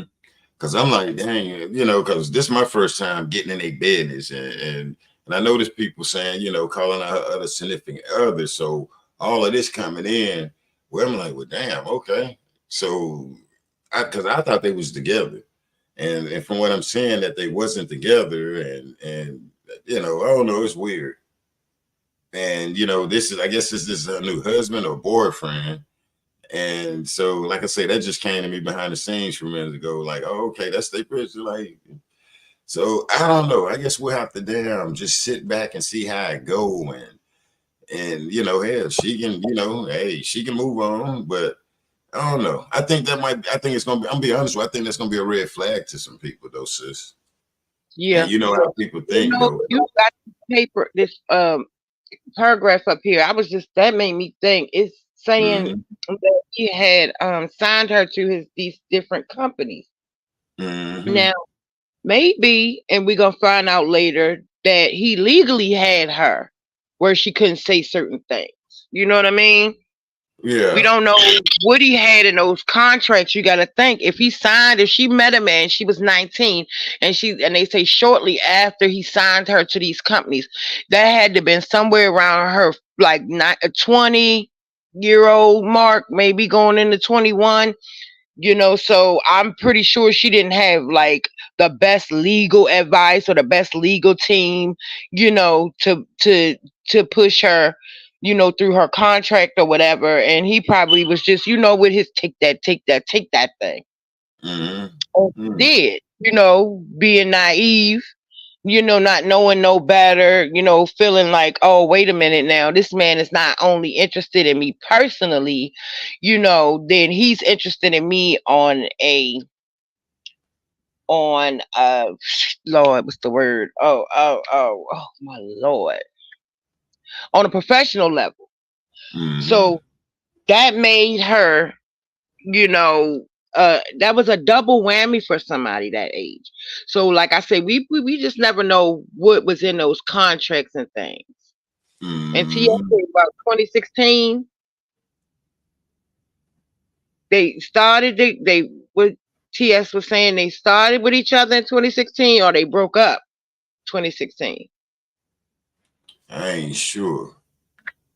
That what TS said. I'm trying to figure out. She's saying what's the Yeah, and that's what I was trying to figure out. 'Cause when I caught that picture, I'm like, well, damn, okay. Let me see. Okay, let me go through this. I can put a date together on this real quick. Let me see. Let me pull up here. Let me see. She met him at a gala on May 7, 2018. That's when she met him. All right. Sunday and Cassie met at a gala on May 7, 2018 in New York City. Okay. We got like a year, something right before Rona coming. Let me go back up, make sure I don't see no. Let me see. Let me go. Let me see something, y'all. Okay. They met in 20. Wait a minute. They not saying this right with TMZ. The complaint obtained by CNN alleged Combs lured Miss Verla. He lured into a ostentatious. How do you lure into that though? But I guess a record deal. Into a tenuous, fast-paced, drug-fueled lifestyle. And see what I'm saying? Listen to that wording in it. Like, and I ain't saying dude, you know, because hell, I remember Usher, you know, that young man, you know, words came out saying all that stuff they was, you know, doing. And damn, okay. With him, within 2 years of the pair meeting in 2005 or 2006, Combs signing Ventura to his record label. Let's see, she claims in the suit he exerted his power and influence. Now, when you get a record deal, you get up on it, yes, power is going to be exerted over you. When you get a record deal, I don't care if you go with him, her, or whatever, that power is going to be exerted over you. Because for one, they got to make you good and practice. And you know, when it comes to the industry, no, it's real. And so sometimes when I hear some people, man, nah, bro, that's part of the damn game. When you get in there, you have to be ready for, I mean, you know, radio promos, interviews that people don't hear, all types of stuff. So, and I mean, I ain't taking up for them. So, but I'm saying from a business point of view, you know, you got to be damn fit. You have to damn near go to the gym, y'all, when you get Yeah. recognized and This stay is why healthy. they say you shouldn't mix business with pleasure.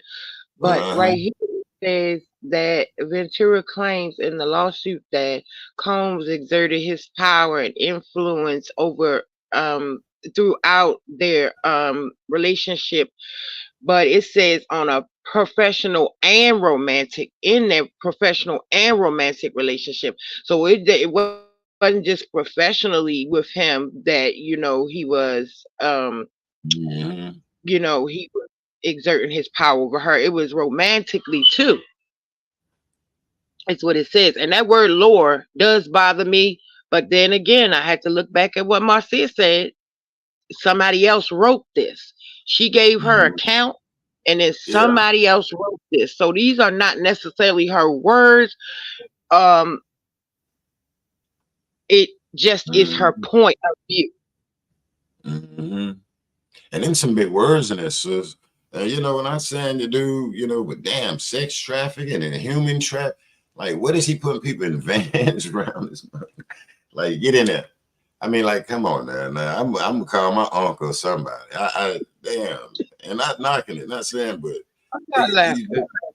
I mean, you know, you gotta excuse me because I'm like, damn, boy, somewhere in I there, think when we see certain things, our minds automatically go to to yeah, a certain level. So when we see the word sex trafficking, like like you just said, vans yeah. and sex everything. I'm But like, it could be something as simple, and I don't want to say the word simple, to diminish yeah, anybody's trauma. yeah, I'm just saying simple because I have no other word to use right now. It could be something as simple as, he made her sleep with other producers and things. You get what I'm saying? To make man, deals. Or he got her to sleep with other artists to bring them in his direction. So when we see the word sex trafficking, we're looking at it as if somebody was stolen away or something like that. But it could just as simply be him putting her up to doing things, or he didn't even necessarily, with the way I'm looking at it, have to be aggressive about it. With the amount of power and everything he held over her, he probably only had to say or suggest something, and Cassie knew that it was actually an order or a demand. I don't know, like, and then you get her, hey, you know what I'm saying? Check this out. This is what I want you to do, Cassidy. Like, not saying again, stuff don't happen, but usually it be the freaky girls, like the groupies you bring out the end. I mean, you know what I'm saying? That the entertainers might, but damn, you actually artist, your investment. You know what I'm saying? That's an investment, Cassidy, that he did, 10 album and and usually you bring a some no names in there, but I don't know. Hey, Nick, Gail King, I was looking at them talk about it. She didn't show up today. I was like, no, show up, Gail King. Go on out there and do them interviews, okay? Yeah, go on. Yeah. Gail King didn't show up to speak on the P. Diddy thing. Didn't get what I'm saying? She showed up for that R.Kelly guy. Let the family tell her, damn lie on TV. Yeah, I guess did it too close to her up in or they know the same peoples or something. And Gail was like, nah, I ain't going in today. I ain't even gonna be up there. But yeah, I'm just, when I look at it, it just throws me off once, because once I'm seeing it all on TV, I'm starting to read it. I'm listening to a couple of content creators before I set up. All right, let's freestyle this. If I know it, I'm looking at these words, and I'm not saying R. Kelly in his case is the same. I'm just looking like, no, the narrative where they started. That's what I meant when I first came on, where it's like, oh, damn, they finished it. That's what I'm saying. They finna R. Kelly him like that. I see the sex trafficking, human trafficking, and I ain't saying the guy's innocent. Hell, I heard the rumors like everybody else. And bless his ass if that he did it or whatever. But I don't know, man. They might have some damn witnesses and all types of stuff, man, that we ain't seen, sis. But I don't know. She, said the guy come to the house, he took it. He and then she's saying that the drugs that Diddy had to own, I guess it made her lose her mind and lay up with the producers. I'm just looking at this, because I seen this with, all these different cases. Like the young lady she said about Bill Cosby, you're right. I mean, like, why ain't they get Hugh Hefner? I'm just he I don't know. These cases is crazy, and I'm not saying that these guys is innocent. I ain't saying Bill Cosby is innocent, but damn, why do people come back 10 years after though? 20 and 30 years. I mean, I don't know. Can a female tell me will you hold it that long? If somebody was doing it, because this right here, where some of these ladies coming back 20 and 30 years. Bill Cosby is damn 100,000 years old. They coming back. It was just going after him back in 1973. Damn, I'm trying to figure out. That's damn, boy. I don't think I was born, or I was right, but like, right. Lady old as hell. So I don't know. Personally, I think that I don't want to say after holding it for 30 years that I know whether I will come out with it. But personally, I must say some people will hold things like this to their grave and will never say a word. You understand? Personally, I'm going to say some people will hold things like this to their grave, especially when they're the type of person that feel like they can handle it, that opening their mouth is going to cause more problems than what they would solve. Let bygones be bygones. Sometimes people feel like, oh, it didn't damage me. You know what I mean? Letting it out would be the damage. Sometimes they embarrassed. Like with Kim Porter, she had that book coming out about, her life with Diddy or whatever. And she pops up dead. So with this child writing a book, I'm thinking maybe she thought, hold up, she might have heard something and said, hold up. That's how I feel like, I might have heard, she might have heard something. That's how it went down with Kim. Now I better tell it. You know what I mean? Now I better tell it because, and see with Kim Porter, when she was writing that book, it was about to come out. Now, when Kim died, all of a sudden the book is gone. The book, her laptop, you get what I'm saying? Things like that just disappeared. The book disappeared. The idea of her book disappeared. She disappeared. You get what I'm saying? So there's a lot of dynamics. This girl might just really be fearful for a reason. Like, it was probably embarrassment that kept her from really saying anything. And then, she said, well, look, I'm going to write my book. But then in the midst of writing this book, she hear this mess or something goes down and she feels like she's in more danger. Then she feels like, oh, well, wait a minute. I was going to write my book and I was going to, put it out there and get it out there to the world. And then she was going to make revenue from it at the same time on her own. But because she had to come out and put this stuff out there and it's going to come out in the news anyway, who's going to buy the book after everything comes out? So she like, well, look, I'm going to attach my book sales to this too. I mean, we just never know. Like I said, I do believe it is strategic. Somebody said, based on something, that this is the time and this is how. But I do really in my heart feel that this girl is telling the truth. Okay. And you know what? I forgot about Gene Deal. I don't know if anybody watched Gene Deal, the ex-bodyguard of Diddy. Yeah, I've been watching that guy a minute, Gene Deal. And he can say some real stuff behind the scene when it came to P. Diddy and when they first started out. And he's credible, he been on like the little cop shows, and when he can be on national TV, but it just ain't never picked up no damn steam. And being up and close and personal with P. Diddy. Real quick, I got our brother Provoked Thoughts up in the building. Hey, talk to the vote. You on lunch?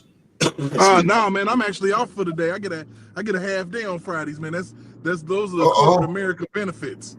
Oh, When you work in corporate America, you can kind of get out of there. So I'm in the streets, but I'm on my way home. Okay, talk to her. Oh man, well, hey, like I told you yesterday, I was gonna do a little bit of investigation on this Diddy situation, and being the neutral party that I am, being the innocent until proven guilty due process person that I am, taking a middle stance on this, I would say, you can kind of look at this to say, okay, 30 million, you trying to get $30 million out of a man that you was in a relationship with for 12 years. 12, I think. What was it, 2007 to what? 2018? That they was together? That's a long time to be with somebody that, assaulted you. Looking at when she had her baby, how he congratulated her and dude for having a kid. I mean, it's interesting to me how people want to holler victim, but you sat here, just like R. Kelly, you sat here for years with this man. I don't know I don't know how much fear somebody can put in your heart to where you can stick and stay for years. I mean, maybe it's just the man in me that doesn't know that level of fear. I don't understand how a person can say that, and this is just me looking at it down the line. Diddy, like I said, Diddy got his own issues too, because of course, just like R.Kelly, we can safely say this ain't the first time that we've heard these type of things about Diddy. We know for a fact that Diddy is one of the elites in the music industry, and he's one of those that will make one of his artists sit on the couch. Oh yeah. He gonna do the casting couch with you. Look, Usher wearing skirts, and if I can remember correctly, he was signed to Bad Boy first. So when you break it down into those bare minimums, and you look at what happened to a innocent, unsuspecting Tevin Campbell that got turned out right in front of our face in the industry. Right in front of our face, he got turned out. Okay, yeah. We have to pay close attention to what these people. We do have to pay attention to what they're saying. It is serious to lodge accusations that somebody beat you, raped you, hostaged you, wouldn't make you leave. I mean, it's all too familiar to me as far as what I'm catching from these people. It's the same old grooming, and don't be surprised if you don't hear these terms come back up with Diddy as far as, oh, he groomed me, oh, he did this. These things are going to come up. And earlier I was listening, and I do believe that there are going to be some women that's going to come out the woodworks. You got to think about it. This man been in the industry just as long as an R.Kelly was, man. 30 some odd years. He done ran into plenty women. He might have been married, but he had 2 babies before he was ever married. Okay, and you got all of this stuff going on, and the thing about it is, the problem that I have, I really don't have any empathy for what these artists are going through, because when R. Kelly went through it, y'all turned y'all back on him and y'all threw him under the bus. Black men need to learn how to stand up with each other, because the same thing that just happened to that man is about to happen to Diddy. It's about to happen. Yeah. There's no way that this one accusation is not going to be the end all be all.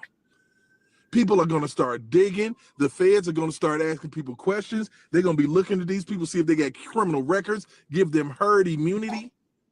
It's just going to happen. This is the formula that happens there, and don't let there be some type of documentary, which I'm sure that's done popped up in somebody's mind with all this. Now, one of the things that's kind of interesting is I know that Diddy knew this was coming down the pipeline because he started giving everybody their royalties back. He started giving everybody their stuff back. The man is worth $1 billion. Okay, he started giving people their stuff back. So what you're trying to do is you're trying to appease those people that was pissed off at you for what you did. And like I said, you got Mason Bethel, a former rapper turned pastor, turned rapper, turned pastor, turned blogger. Okay, that sat here and left the industry under some strange circumstances. I'm talking about when you hot and left the industry. Why? And for years people have been questioning even me, Diddy's sexual preferences. Because he spoke on Rick Ross one day talking about Rick Ross, and I promise you I watched the man lick his lips and a sparkle came to his eyes. I literally watched it, and I'm like, oh Lord, you don't know. So there's some questions. I don't care who you lay down with, but it is pretty damn questionable what you own. I don't know what you own. Would you spend the night in my house, Diddy? Hell to the no, bro. You can't spend the night in my house. If you do, I'm locking myself in my room. Because apparently you like boy pee. You down with that. So at the end of the day, I don't want to. And honest to goodness, innocent until proven guilty, man. It is always a possibility that someone is lying. There is a clear incentive to get $30 million. That's a clear incentive. How can you put a dollar amount on your abuse? How? 30 million. 30 mil. How can you possibly put a dollar amount on abuse? And if it's about abuse and about awareness, why are you even going for $30 million? You got to pay attention to everything. What a person's saying, what they ain't saying. Not saying that she's lying, but these are questions that you have to ask. You cannot sit up here and just let a person talk, and not ask questions. Like, hey, so why is it that you want 30 mil? You saying that this is about justice and awareness. Money is not awareness. It just isn't. Money is money. All day long, everywhere we go, it's a means to an end. It pays our bills. It does everything for us. You need this money in some capacity. Other than that, you would just be about he victimized you. But you sat here and you waited a whole 2 decades to say something.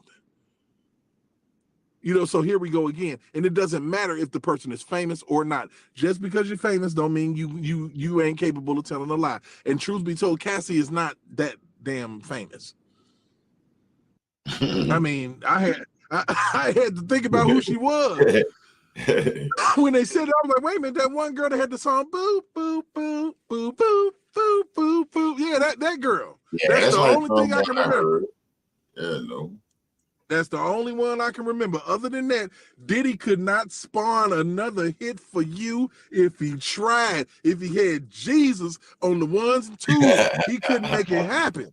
He could not make it happen for Cassie. And I'm not dogging you out as far as the allegations. I'm talking about the fact that you was a one-hit wonder, which means that you literally didn't make any money in the music industry. You didn't make any dough. Wasn't nobody saying, oh, Cassie's coming to town. I must go to her concert.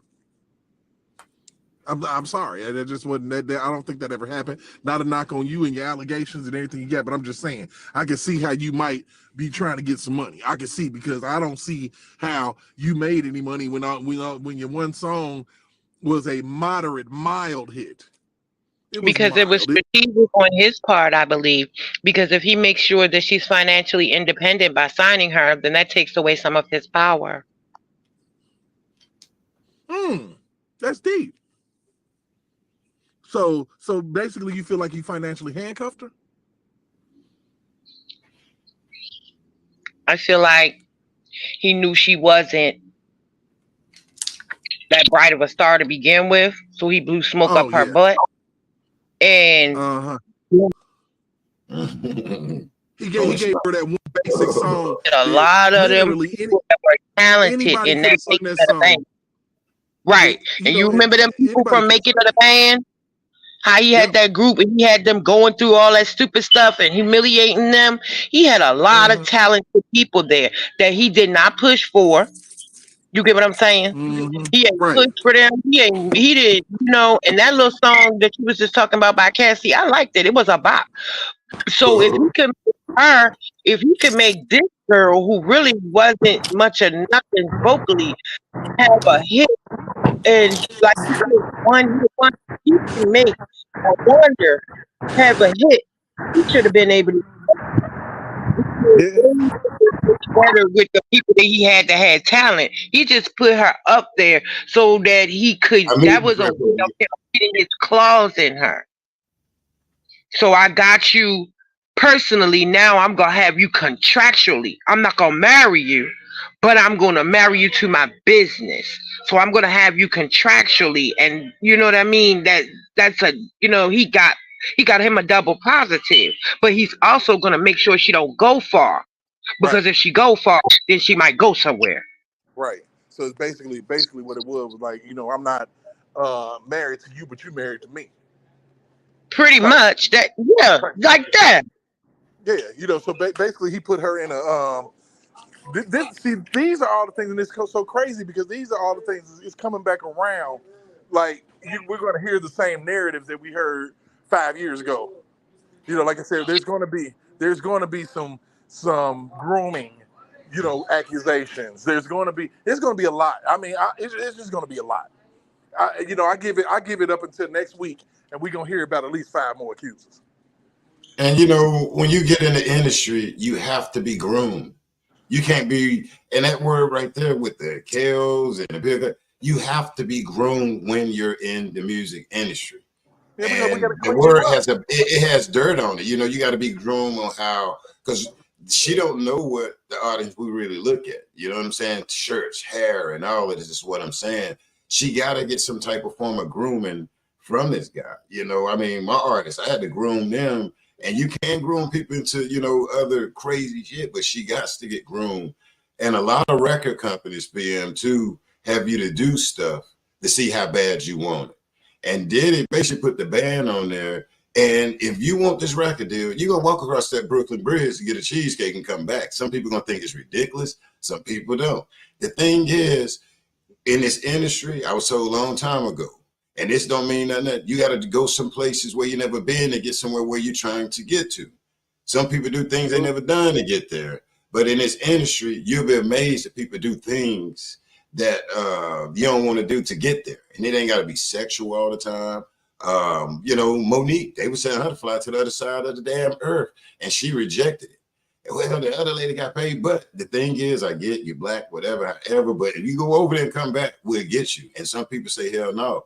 But it's things in the music industry, I'm telling you, artists. Listen, if you listen to some of the artists, they'll tell you what they went through. Man, I used to sleep on his couch. Damn, you slept on your man couch? Yeah, man, I used to go get him tacos. And so when Diddy did that right there, it's basically when when you bring these young folk in, because you get the young folk, and you got to see if they really want it, because they can just want it for like a week, 2 days, or whatever. You got to put stress on their ass like they're the military. And when you get a record deal, get signed, hey, you become into like a good record deal, if a whirlwind comes. And then let alone these little relationships with the producers, which I think be awful. And I never did allow that shit around me and on my team. You ain't finna come in and start slapping skins. Hell no, this artist, that artist. They would think I be tripping. No, because y'all gonna get an attitude after you lay up and all of this shit. I had to make people, no, man. I used to tell my homies, I had one that pissed me off. I had to get rid of him because he was determined to lay up with one of the R&B singers. You don't go behind me and go to her damn house and then come to my face, man, because that's going to be a damn problem and liability to me when y'all start damn fighting. It's going to be some damn brawl. Once you get out there, she see fine looking guys and he see fine looking ladies. It's a mess. So it's a lot of stuff that you have to instill that a lot of artists, once you start telling them, they don't come back home and tell mom them because they be with it at first. And then once the stuff don't go right, he ain't want me talking to this guy. He ain't want me to, and it sounds bad. But at the end of the day, it's a liability. You know what I'm saying? Y'all tan up hotels and shit that goes to the record company. You know, all types of little stuff, but it's a formula of seeing how bad you want it. You know what I'm saying? It's like going to a job. And they might tell you, go get this, get that, bring it back. Either you're going to drive your ass to get it and come back. It's a smaller level. But whenever you're in the music industry, that's why the music industry is like, I mean, it can be messy and bad and whatever. You know what I'm saying? But yeah, with him, I mean, I ain't taking up for him though, but I got what he was doing back in the day. Cause like I say, I went on tour a couple of times, been around artists. When I was with Red High Level, Tone, Chubb, Rock, man, they was like, walk with us. Okay, you be at the event center at this time. We there. They let us in, and they like, just stroll behind us, and we strolling behind them. You know what I'm saying? Hope waiting on our chance to be able to get in the studio one day, and we sitting back watching all this stuff. Parents bringing kids, they sons, they daughters, and it's crazy, y'all. If you can now, some people here say they're kids gonna be in the entertainment industry, but man, it is to get in there is crazy. I mean, you see money is any type of damn drug, all that, you know what I'm saying? And if you want to see some loose people, yeah, go to these parties or concerts and stuff back there that's going there for that artist that don't give a shit if they seen Diddy on a videotape or whatever. And that female, that guy, male groupies, it is real. Take the time, go backstage, which we too grown, we don't do it. But if you go back there, you'll be amazed. Our old ass will be amazed. But when it comes to the music industry, all the way down to security managers, all the way down to your manager signing you, and you young and not know it, and they have power of attorney to take your damn house, your cars, and everything. And I'm gonna refer that to a guy named Barry Hankerson. That guy knew that real good. That manager, actually for R.Kelly. A manager can rip your ass off. And I have to put that in there because people don't know. A manager, you would pay his ass, he'll set you up, and you'll be paying this guy 10 to 20 years after you got rid of him.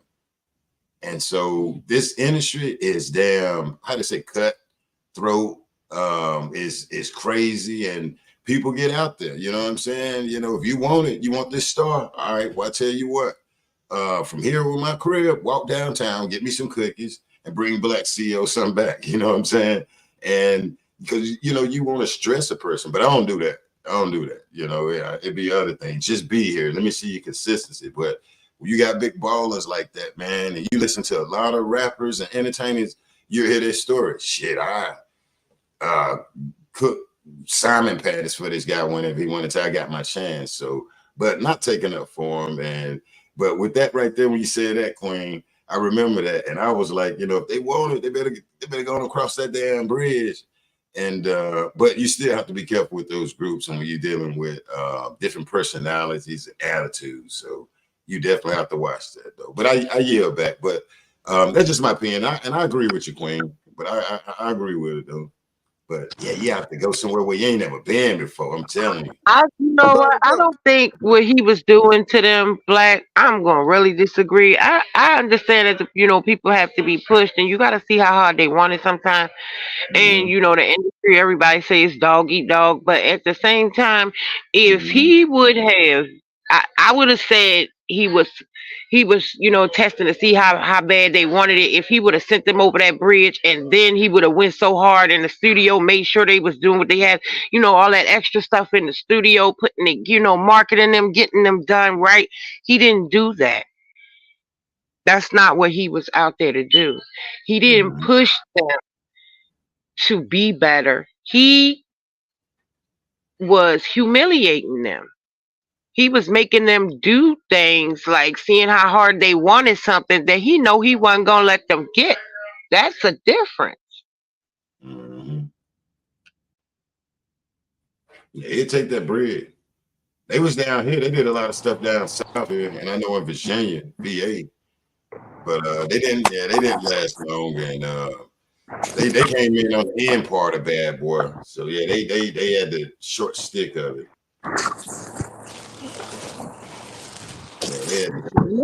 They came to Baltimore, and they also came to South Carolina. He had them going places, But it's just, I feel like if Diddy really wanted to make them stars, he could have. He just ain't want it. It was just something for him to do. Like, that was just another money making thing for him. That's all. Those kids were tools. Mm-hmm. All artists are tools.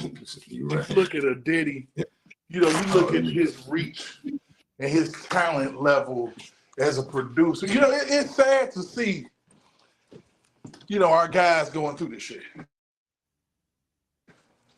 It's sad because a lot of the stuff I do feel like that we us as black men, we throw ourselves under the bus every time. Because we do have decisions. We can choose to go left or go right. This is another sad day because here we go again. Another one of our top getting smashed. And like I said, I'm trying to stay down the middle, but this is a sad thing. It's horrible. Mm-hmm. It's horrible, and what if we find out that it's not true? What if we find out that it is just scorn? Because it could be. Because I don't give a damn how nice, how sweet, how a woman is. In the thin line between love and hate, the song said you keep on hurting her, she keep being quiet, she might be holding something inside that can really hurt you one day. Hurt you one day. Little Miss Sweetheart, fuck you up. You know what I mean? So we got to be careful with all of that. So you have to, I want to really, in my mind, play this one right down the middle. Oh, okay. In my mind, because I don't have this particular situation. Now, for me, it does not matter how many people come out against this man because it started with this particular situation. And I know good and doggone well that people are opportunists and they'll come and be like, oh, me too. That's what the Me Too movement was all about. It's power in numbers. So if they feel like this ain't gonna take no traction, what they're going to do is they are going to find other people to say it happened. That's prior bad evidence. Yeah, I agree. That's why I was asking. What's the general consensus? Is it all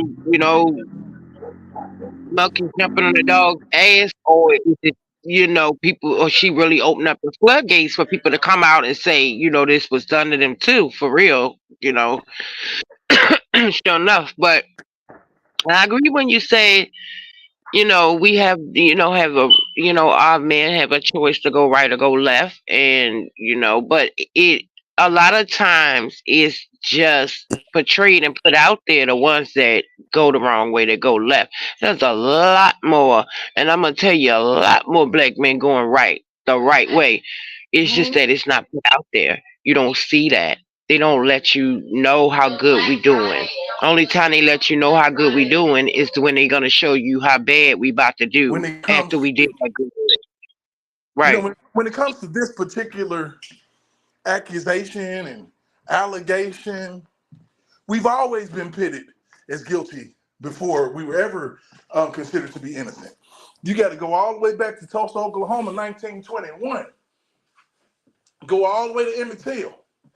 Any situation where a black man has been accused of a rape of a white woman. So that mentality is indoctrinated and embedded in everyone's brain because the justification for it in black people's mind was, oh, he must have done something. You don't necessarily have to do anything, but exist. So since we have that in play, in my mind, I'm overly interested in the due process of it all.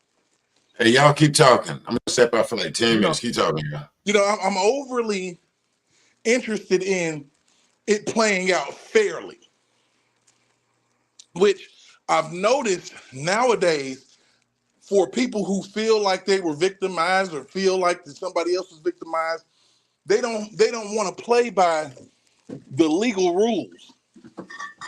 It's just pretty much whatever you got to do to get them, get them. And, that's why you got people coming out of jail being fully exonerated for stuff. that people thought they had him dead to rights. But the truth of the matter is, until you come with proper evidence, you have no one dead to rights. You know, we've gotten to a point where forensics is not even a factor anymore. You don't have to have any blood evidence.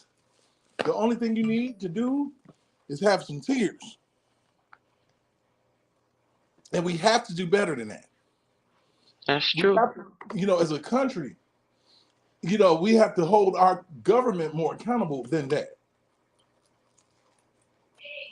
That's true. You But know? what do you do when there's a case like this when ain't nobody been murdered or anything like that? You know, nobody been, you know, my choice of words. I'm sorry, but ain't nobody been unalived or anything.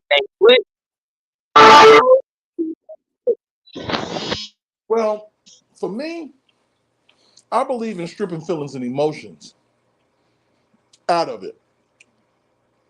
Base it on the facts, base it on the truth, do a smell test on it. You know, a lot of this stuff don't pass the smell test.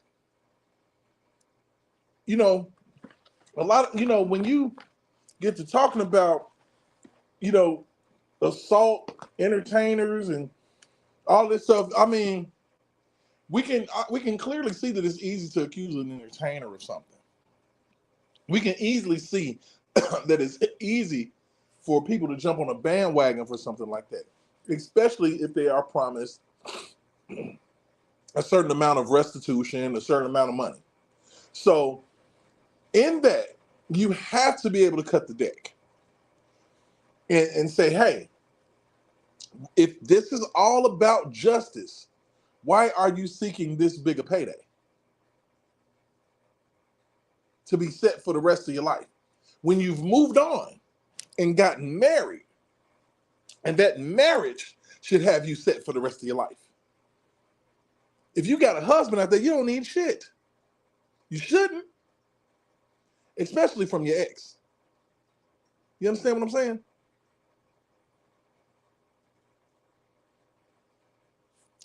I don't know. I think we lost somebody.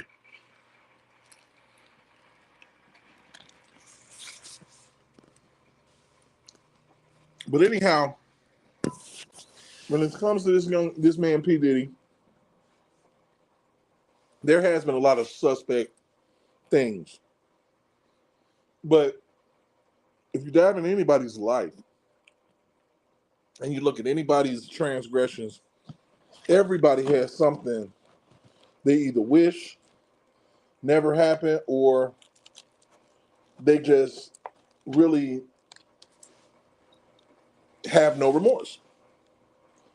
You know, so I don't know which side Diddy is on. There have been plenty of things said about this man over the years. And the only thing that we need to do is sit back and let the truth come out. If we learned anything from this R.Kelly saga that's just coming out, you know, I'm here, Derek. right. All right. If we learned anything from this R.Kelly saga, you can't jump to conclusions about anything. Because if it was that simple, it would be over and done by now. It's been 5 years.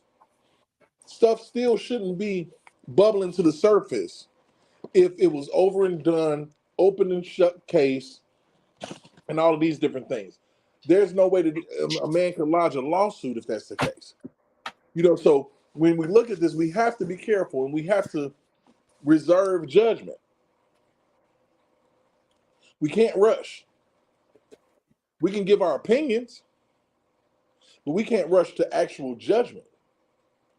I'm not going to judge this man because I don't know what went on in the confines of him and Cassie's relationship. Mm-hmm. I wasn't there. The only thing right now is her word against his word. And she had the gumption and the balls to file a suit. And you don't need that many balls as a female to file a suit because if you do, 9 chances out of 10, you're automatically going to be believed. It's automatic. So you think they believe ladies like that, dude? Man, it's automatic. So she I'm ain't just got saying. shit to be afraid of. when it comes to filing a suit. Mm-hmm. So let me ask you real quick though. She got human trafficking and sex trafficking, her attorneys or whoever wrote it up. How you feel on that right there? What's your opinion on that? I mean, I'm just saying. Like, what you feel on If that? that was his lady, I'm like, damn, sex if that was trafficking his and human lady, trafficking. if that was his lady, then what the hell? How can you sex traffic your girlfriend? Right. Oh, good point. Good point. If they together, like, and said, other, where is it at? She said that other, I guess, workers helped also. Let me see. That sounds like Rico, don't it? Yeah, man. That's what I'm saying. Like, damn, they finished. Hold on, where is it at? Right there. Where she said, the lawsuit accused Combs and other defendants of sex trafficking, human trafficking, sexual assault, gender-motivated violence, sexual harassment, gender discrimination, and a hostile work environment. Mm-hmm. Sex Bad trafficking, boy? human trafficking, sexual assault. Like, whoa. Mm-hmm. Mm-hmm. Bad boy. Sexual trafficking, human trafficking. So she basically saying while they was together, he sex trafficked her, I guess, by making her, have sex with other producers. The human trafficking part, that's interesting to me. And I guess that's relating to her also, unless somebody else or something. And then the sexual assault, I guess she said that come from when she tried to break up with him. He came to the house and took it. And my other question is, did she call the police when he came to the house? I don't know. Is people showing police report where she said that this guy did that to her? I'm just asking. I'm just asking. Like, is there a police report where she says she told him, she cutting it off, and he came to the house, and I guess maybe either she let him in, and then all of a sudden he went and took it. So that's just another question right there with me. Like, in addition, accused Combs of sexual battery. So I guess I don't know. But I think she withdrew from the $30 million. Let me see. Because indeed, let me see. Damn it. But yeah, so I don't know with that right there, y'all. So have anybody heard, because she said that, we came to the house and, say came to the house and then, took it. You know what I'm saying? Assaulted her. And is anybody hearing? Because I know people be on it. If the young lady got like a police report, I'm just asking. I ain't trying to, you know what I'm saying? I mean, because there's some serious charges there, though. And so if he was white, I bet the parents wouldn't be asking that question. Asking what question, Mac? What question? But yeah, man, so I'm just, I don't know. But it's crazy, this situation here. And I see Diddy, he was already giving away them damn masters, hey, bro, gonna get yours. So I think we spoke on that last night where you can tell something was in the pipe, you know what I'm saying, coming up with something was wrong, and he knew it. I mean, you know what? This lawsuit did not come without a prerequisite threat, okay? Because if they say that he tried to pay her $8 million, yeah, then she threatened him already. He knew this shit was coming. That's why he paid everybody off that he screwed over. Diddy did screw some people over in that industry. No way you got that high up in the producer game without it. You go from being one of the top producers of MPA Records, producing Mary J. Blige, one of the coldest albums of our lifetime, My Life. Okay? I mean, what he's done is nothing to scoff at. You know, with your 112s, your Faith Evanses, Carl Thomases, Biggie, Craig Mack. You know, nothing to scoff at. You know, we all know that the man don't write his own raps. We know that. Yeah. You know, but at the same time, you know, he's done his thing as far as a producer. Do I feel like that he had a little bit more time as a producer to do some of the shit that they say than maybe an R.Kelly? Yeah. Mm-hmm. Yeah. He had more time. He wasn't out there on tour like that. Shit. For real. So, you know, when you get to talking about it and we start doing a compare and contrast, we're going to see some very, very vast similarities in this. Don't be surprised if we don't hear about pee and feces and all type of shit coming up soon. Watch. Don't be surprised. I mean, you cannot, when it comes to these type of allegations, and you get people that are outing people into the LGBTQ community, whether they want to be there or not, they're getting thrown in it. You know, we're living in a world of accuse. What we have to realize in that, the biggest accuser of all times was the devil himself. You know, that's his job, to accuse you, to make you feel less than, to box you in, to point fingers and make people prejudge when the Bible clearly says, judge not lest ye be judged. So, you know, when you look at the things that happened to Tasha K, that's because you're out here judging and it's not your job. You can't judge anyone for any circumstance that you haven't been in yourself. You can't even judge anybody if you've been in it, because your reaction versus the next person's reaction is going to be totally different. Mm-hmm. I don't know what the hell happened with Diddy. I don't know what the hell happened with Diddy and Cassie. I don't know what the hell happened with Diddy and Jennifer Lopez. I don't know what the hell happened with nothing with somebody that I was not in the room with. There is no way, unless I get facts laid out in front of my face, that I'm going to even speak on it. Yeah. Because I don't know. Just like I don't want nobody to say what I done did to somebody in the bedroom, because I promise you, you don't know what happened in my bedroom. Unless the person besides me in there told you. You know, we have to get into a better understanding. You know, and it trips me out when you see a person who claimed they're a victim hanging with somebody smiling in their ear. You know, all the galas, you know, went to all the events, everything. You know, and I don't know. It's weird. These new type victims are weird because they don't look like victims at all. You know, and you know, he said she pried her with drugs, basically. So now we got now. He said he lured her into that world. So she's doing X, weed, pills, and coke.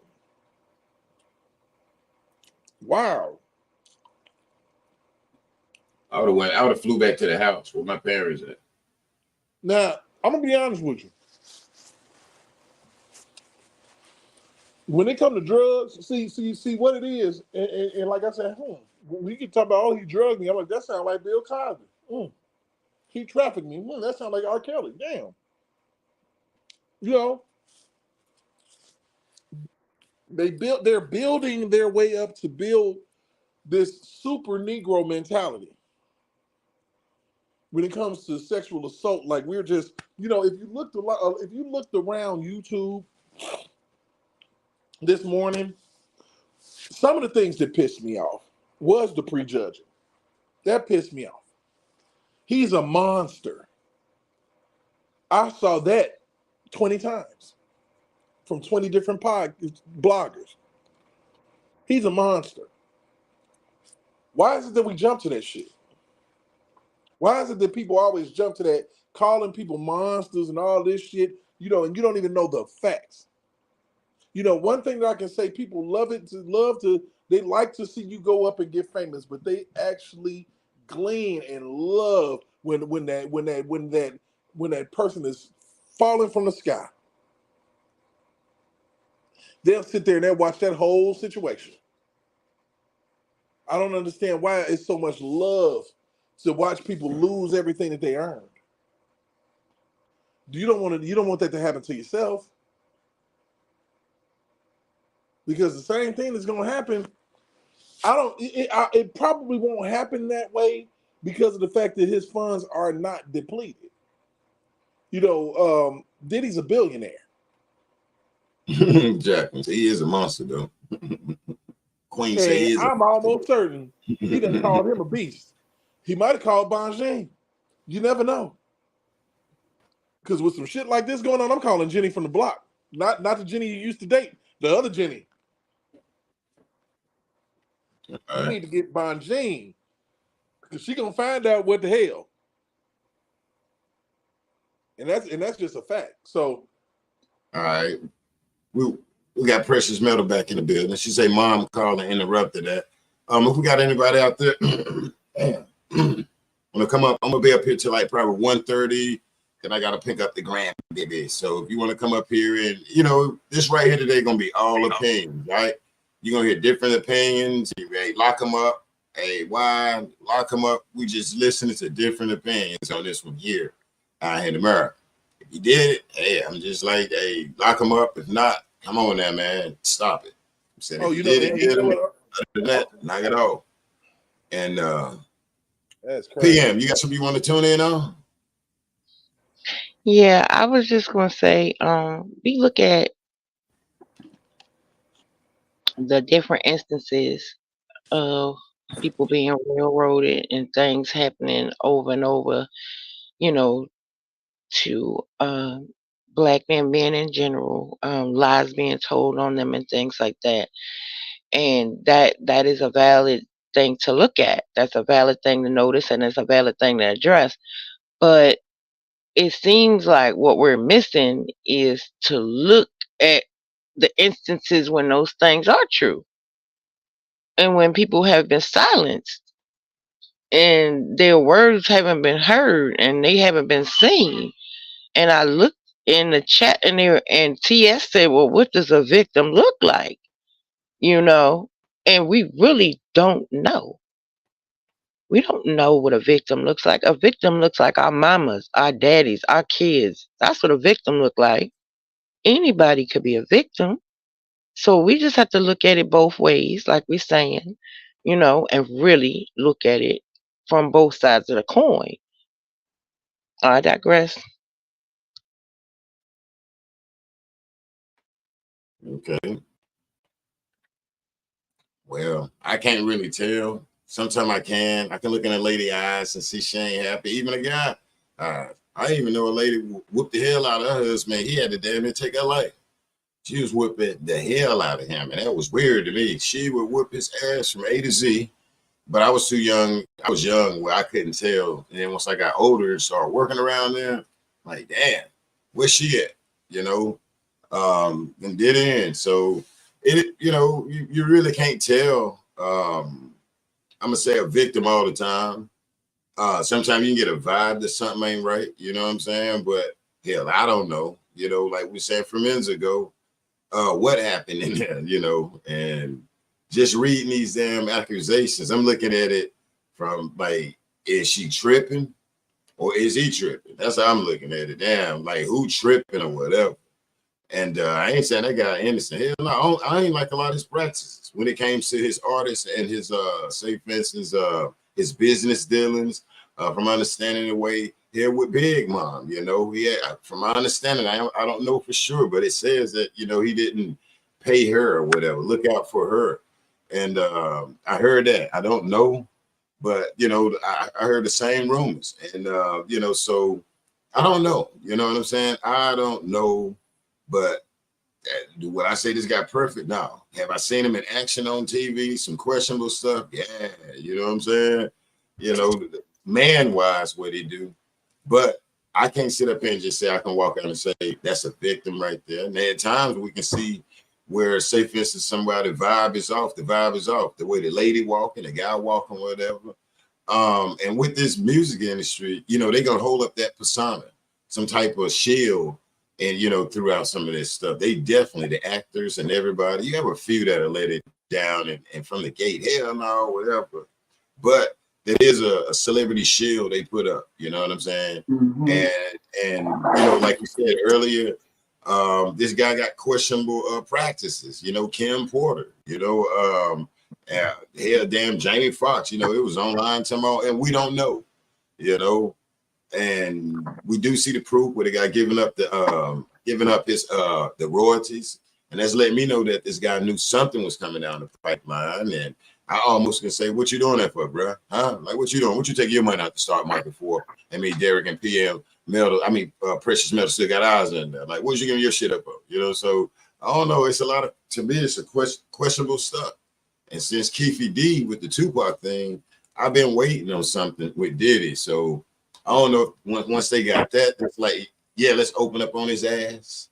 You know what I'm saying? I don't know if somebody or some entity, you know, because some, you know, I think you were saying it from years ago, Precious Metal.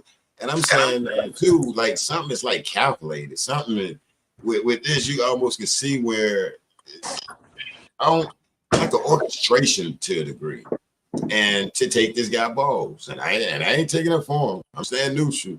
But when you look at the big picture, you know, giving back masters or Roy, whatever and shit, and you know, I don't know. I just think to a degree this don't look good for him. This don't look good for P.Diddy. And you know, they may break him, put him in the feds, you know, here, because they like to drain your bank account. Yeah, you up there, they gonna drain that shit. So, you know, Oh, yeah, they gonna, you know what I'm saying? They finna drain that money, bro. It. Yeah, they finished to leak his little ass, you know. So hopefully he had fun shaking them bottles and all of that, though. But take that. Yeah, they got leaking out this motherfucker, boy. So I don't know, but and like I said, you're right. I you know, so only thing I can say is more money, more problems. That's all I can say. Hey, one of his famous songs. Straight up, more money, more problems. That's true. Each emotion. Get it, Diddy. But I don't know. Who do y'all believe in the chat? Who y'all believe? Y'all believe Cassie need to get that bread? We'll either get, you know, who y'all believe? Y'all believe say for instance Cassie telling the truth? Actually, I shouldn't be saying that. I have everybody down there fussing it. I ain't, you know. Who they believe, Black? I don't know. Who y'all believe? Ain't no, and it's just opinions, all right? Hold your emotions. You hold your emotions. But who y'all believe? Renee say Cassie. I believe the victim. Jackson say neither one of them. Tiffany said I'm waiting on the results. Yeah, I like that. Jasmine say the victim. And I gotta wait on that paperwork a little bit. I might take that ball with a ask yourself a few questions. You know, you just gotta ask yourself a few questions. Feelings. You know, now I can safely say, you know, if you want to mount the evidence up against Diddy, you know, it's been rumors out there that he said that he made grown men get him head because that is a power move. I say don't ask that Nick. You know, it's a power move. It's about power. So if you're willing to do that to a man, what's to say you ain't gonna take the easy route and do it to a woman too? I mean, so you got to look at it every which way. You have to in order to, you know, because in order to get to the truth, you got to look at the incentives from everybody. Now, of course, like I said before, I feel like the Diddy is official Illuminati. Official. He ain't got a lick of talent beyond producing if he produced any damn thing at all. I don't know. I ain't never seen him on a beat machine or MPC. I don't know. You know, so you have all of this going, But at the same time, you sitting here, you got everything going for you, but you victimizing people or putting yourself in positions to be implicated in victimization. You know, like I said, it's a sad scene for everybody because I look at it like this and I tell people, I'm like, I do place a bit of blame. As much of a supporter of R. Kelly I am, I place some blame there. You got to call a spade a fucking spade.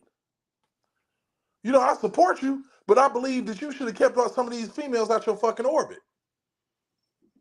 Ain't no, it don't make no sense for all these hood boogers to be talking about you did something to them. All these And they grown, parents too. And they yeah, dirty parents too. Because yeah, I do support them. I ain't gonna lie. I mean, I'm an Uncle R fan. I ain't go, you know, you damn right. and I really believe he was railroaded. But this thing with Diddy, I'm telling you, sticking This in ain't a my side. railroad. Lord telling me that this man's track record isn't caught up to him. Cause I'm gonna tell you, like my grandma always say, you could keep it up, you could keep going and going and going all you want to, but eventually the Lord gonna turn your wheel, you're gonna turn your round wheel square. I mean, he gonna Mm-hmm. stop you from moving in the Right, you gonna direction pump you them move. brakes. You know, and like I said, I always said it, and Black CEO can attest to it. I'm like, man, if I was R. Kelly friend, we probably wouldn't be friends because of the fact that I'd have been all on his ass. Like, why is you letting these people, come around you that clearly got agendas?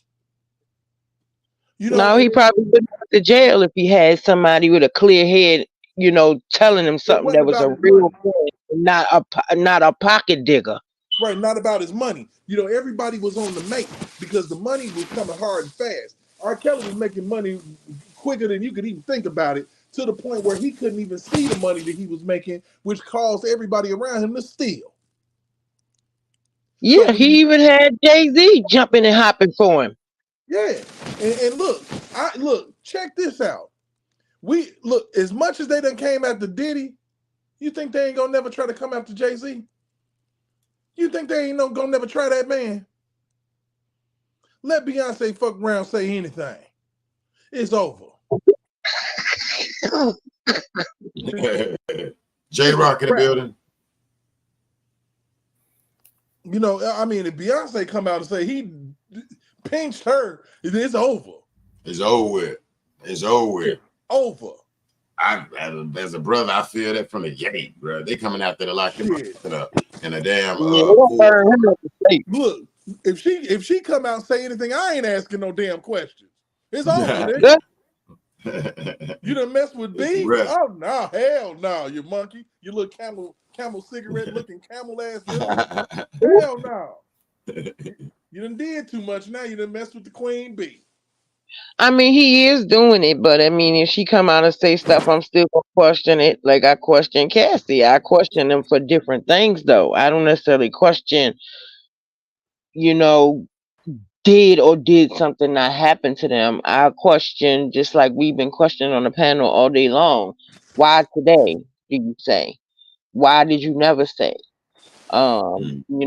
Did somebody push you to say something? Because we clearly see that your track record is showing that you can be pushed in a certain direction. So did somebody push you to this, decision to do that? Like I question certain things, but I would never question if somebody has been victimized or not. Like I don't even I feel don't know. right doing that. But I definitely get what you're saying about you got to scrutinize some things. Because if you don't stand for something, you fall for anything. Yeah, hell, look, like I said, my mom was definitely abused by my father. Okay, I'm talking about up until I was roughly 10 years old.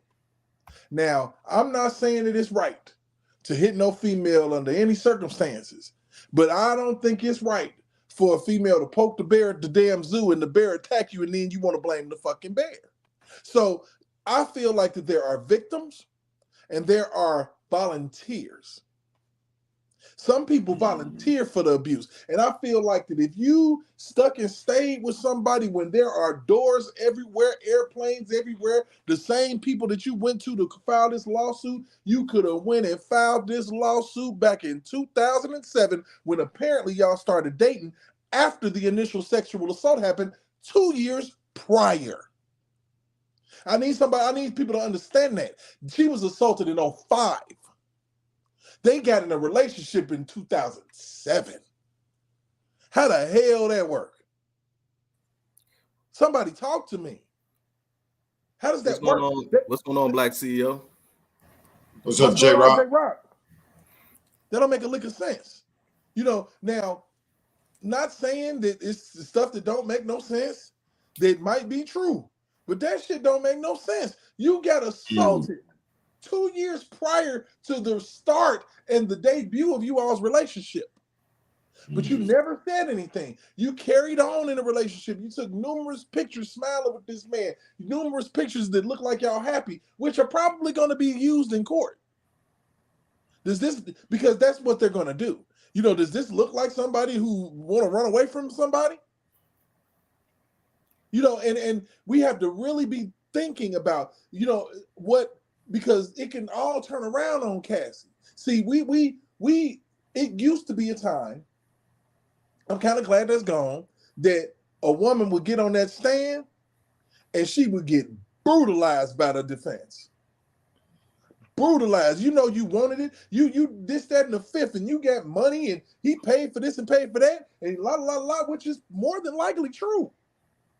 But at the same time, you gotta, when you get into all of this, you gotta realize that it can all turn around, because if one thing is out of place, it could go bad. Oh, well, you said he did this on this day, but we see you getting, getting hooked up with X, Y, and Z, and he bought this on the day prior, or the day after, or that day. So where's the abuse? We got pictures of y'all kicking it. You said you got a black eye. I don't see no black eye on you. Type of shit. This, because there has to be clear-cut evidence. It used to have to be. I don't know what they're gonna do. So like I said, I would say that I'm 55-45 to the fact that more than likely something popped off between him and Cassie. Something popped off and it wasn't good. Just like something popped off with him and Jennifer Lopez, and that wasn't good, and she left the relationship like a scalded dog. Now, if she can corroborate some of these behaviors, that'll change the complexion a little bit. Oh yeah. Joe, what's up, Black CEO? Yeah. What's up, J-Rock? Talk to it. What's going on, Derek? And man, let me I'm on my lunch break, so I just want to come in and chime in here right quick. All right, Like I said, I'm kind of like on the fence. I'm like 50-52, because I'm like, okay, you wait till now to file this lawsuit, but then at the same time, I'm like, you know what? When R.Kelly was going through everything he was going through, Diddy ain't do him no favors. So I don't have a whole lot of sympathy in regards to that. One of the interesting things I'm looking at right now is the fallout. And here's what I mean. Is Jackson State going to give that money back to Diddy that he gave? No. Is BET going to come out and rescind his Lifetime Achievement Award that he got at the Hip Hop Awards? I don't know if it was this year or last year. No. Nope. And is New Edition going to come out and speak against Diddy? Because remember, he produced the last studio album that New Edition came out with in 2004, which was One Love. Say, what about 8-Ball and MJG? Yeah, I remember that. What about Ball and G? Yeah, 8-Ball MJG. Yep, that's another one. No, because his paperwork got sex trafficking and human trafficking on. They not coming out. Mm-hmm. And then what you said about J-Lo, remember, J-Lo got arrested.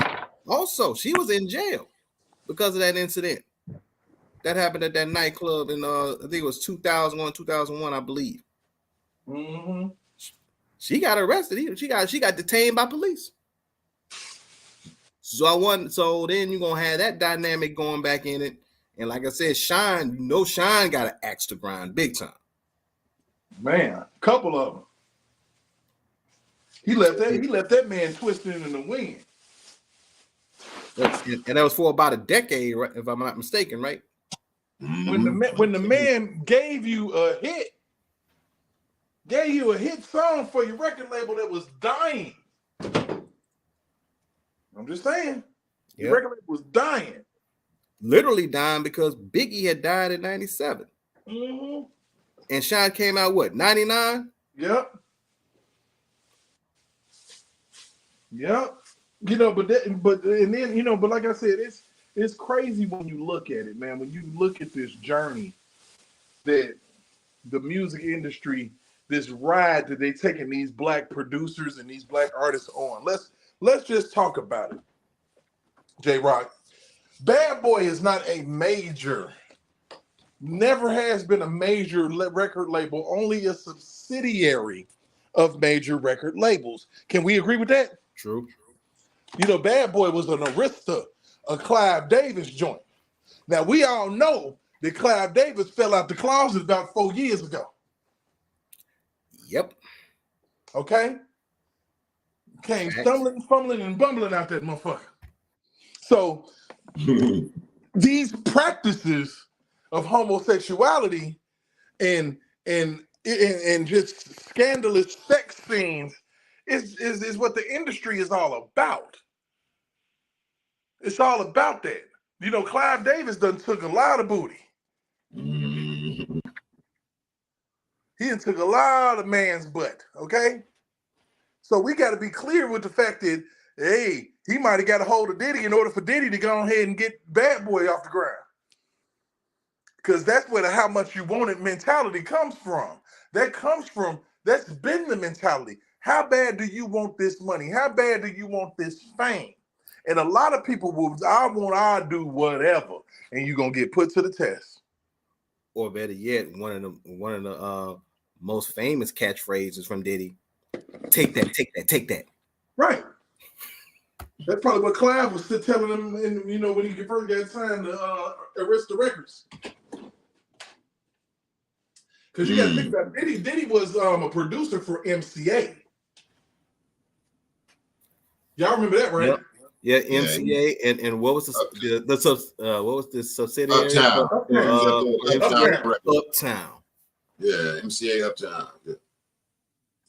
Right. I mean, so you got to pay attention to you. All you got to do is follow where it all stems from, and you can see the mentality and the reasons why things happened the way that they did. You already know that Clive Davis ain't got no qualms with taking your ass out when your 30 years done hit. He ain't got no problem with that shit. Whitney, Luther. Yeah, that's right. It is about 30 years. Oh, Diddy stuff coming out. Okay. I'm trying to tell you. Yeah. Think about it. Clive Davis took out Whitney. When Luther died, he was with J Record, Clive Davis's record label. Yeah. Let's pay attention. And if you look at it in this way, Bad Boy was founded in 94. The first artist initially was supposed to be Craig Mack, but Biggie blew up on the scene big. Yeah. So then they promoted Biggie at that point. That was in the fall of 94. Here we are, 2023, about to go into 2024. Now this shit comes up. See? Come on, J-Rock. That's what I'm saying. See? Yeah. Yeah. And the fact that she asked for $30 million, which just so happens to be the 30th anniversary of Bad, bruh. $1 million for every year in his career, basically. Thank you. He trying to avoid it. Here's y'all masters. Y'all can't take it from me. I gave it away. That number 30 is absolutely symbolic, bro. It's symbolic because you have to think about this. Back when they didn't have this thing all the way figured out, our artists used to get fucked up around the age of 30. Donny Hathaway being number 1, Teddy Pendergrass being number 2, Marvin Gaye being number 3. Okay? That's a hell of a trio. You know, come on, we ain't gonna even talk about what happened to Sam Cooke. So the 30-year mark has always been monumental in the music industry. Whether it be your age, or whether it be the age of your career. Because now they're waiting until your career hits the 30-year mark before they start messing with you.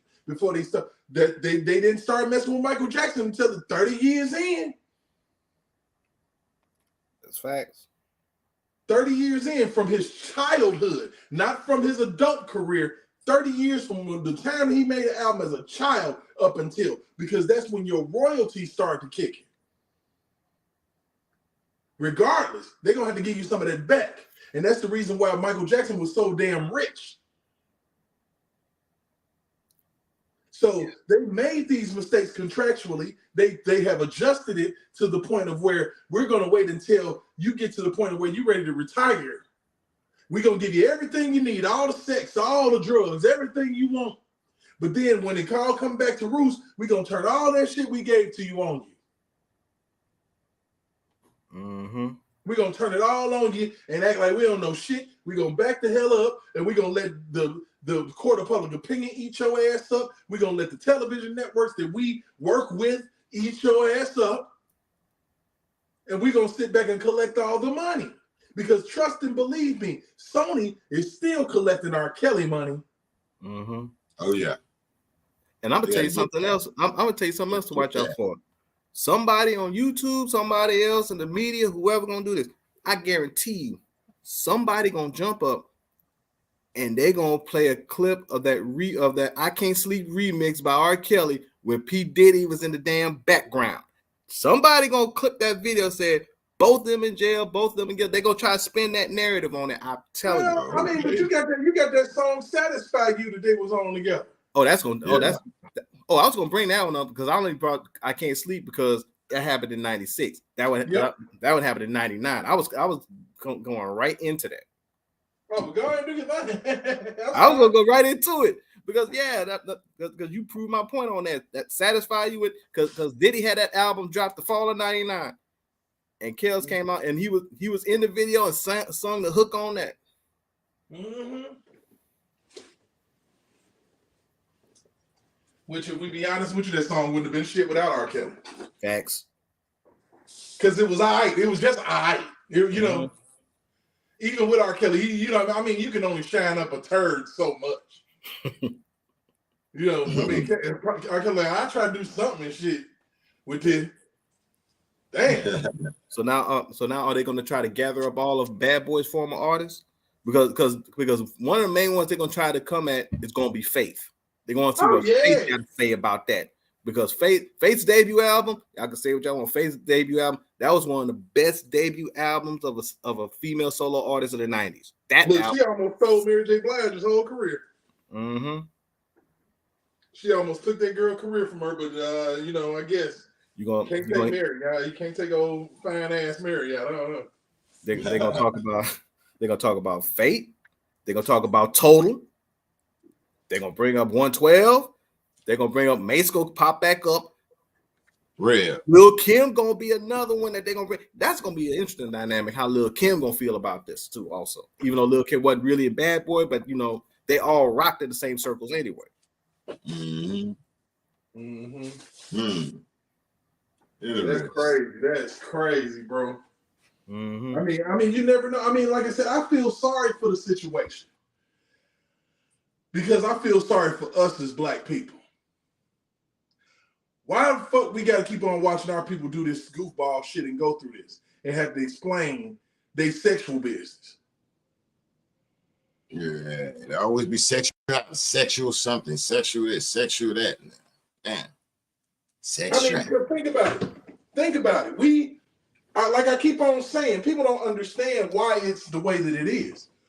People have been indoctrinated, especially white people in this country, to believe that black men are oversexed rapists. And it's been like that since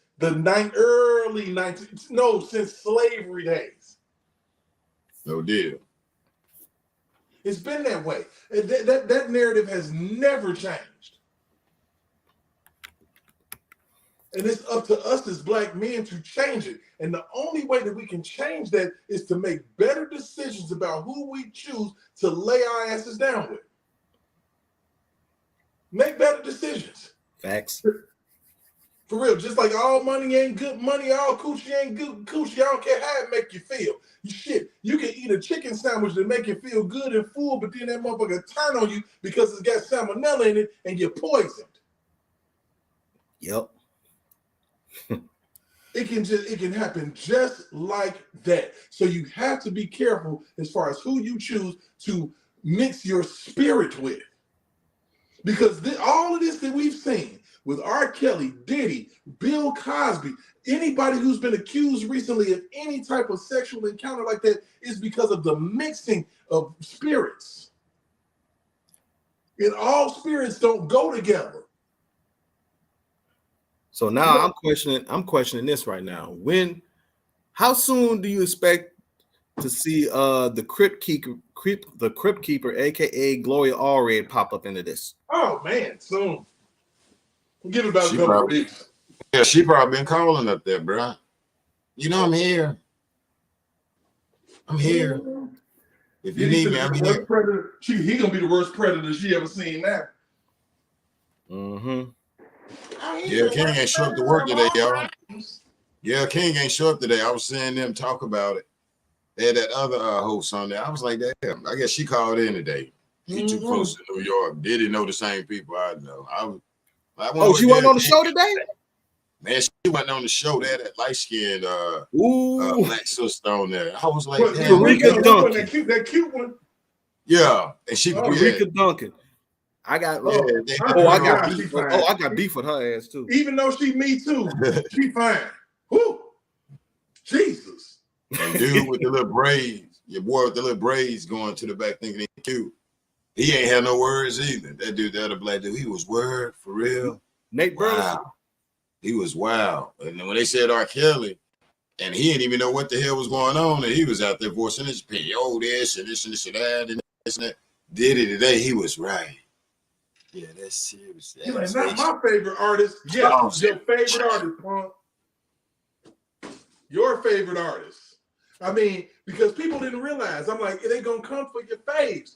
Think about it. Trey Songz has not had a career since they mentioned what they mentioned about him. Right. Let's just be honest.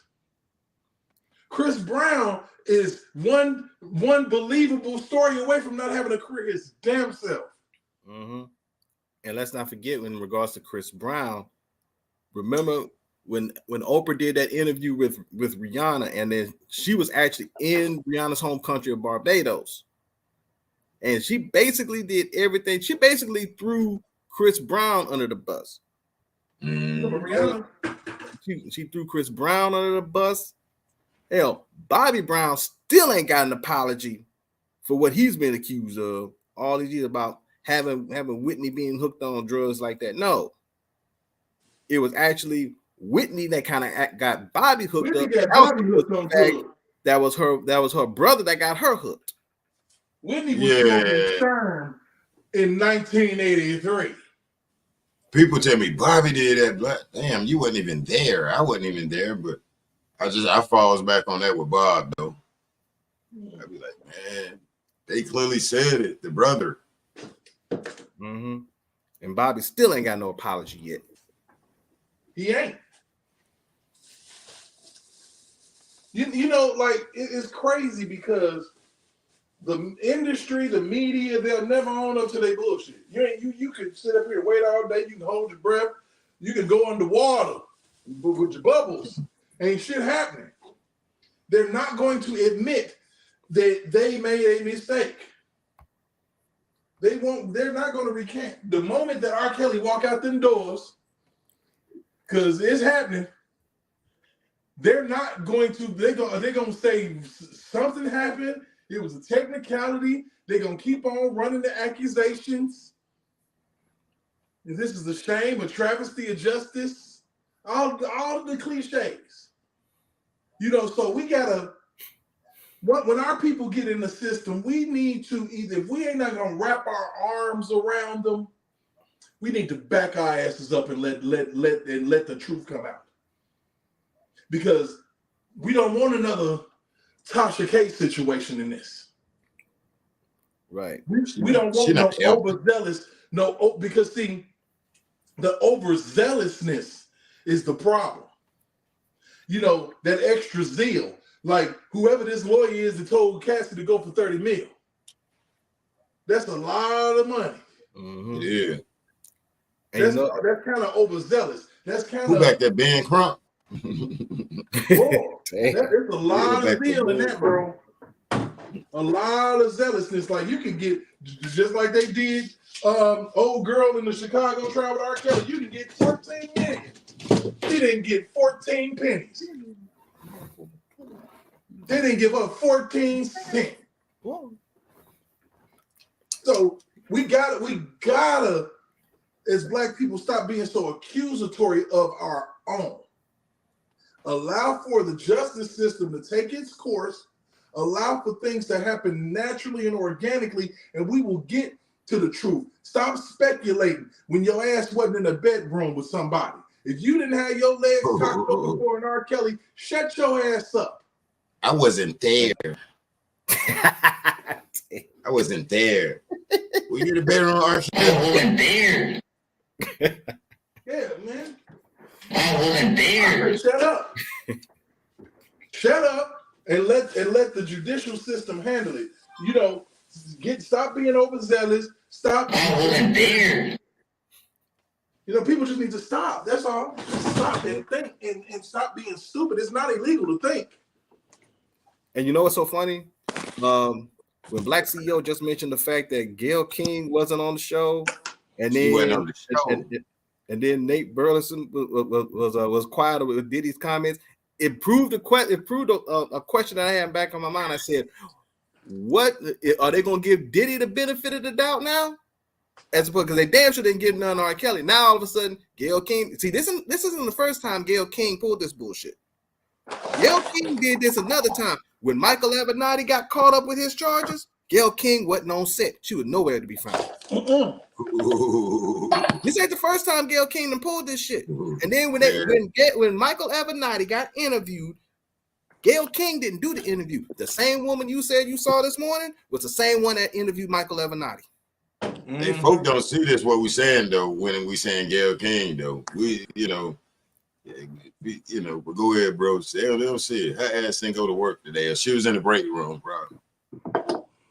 Like we're not gonna use you today, Gayle. You can go ahead and leave early. I wasn't there. That what Gayle said. I wasn't Gayle wasn't there. Gayle said, "What was you at, Gayle?" I wasn't there. Mm-hmm. Because I'm almost certain that I can recall good pictures with Oprah and Diddy hanging out. Mm-hmm. Even May said it in the song. Him and Diddy sitting next to Oprah. Oh, Right. Me and Diddy sitting next to Oprah. Which cut was that one? I forgot the name of it. I mean, I can't even think of the song, but that's what you remember what May. Hey, what's the remember song? hearing it, but I'm trying to remember the name of the song though. I don't know if it's Mo Money, Mo. No, one of them. I don't think it was More Money, More Problems. I'm trying. Was it Can't Nobody Hold Me Down? I don't know. I think you might. I think you might be on one right there. I ain't sure which one it was though. Farrah said Diddy got too many demons in his closet and ruin a lot of actors. Yeah, man, I agree with that. You know, these artists, Biggie was trying to get the hell up out of there. Yeah.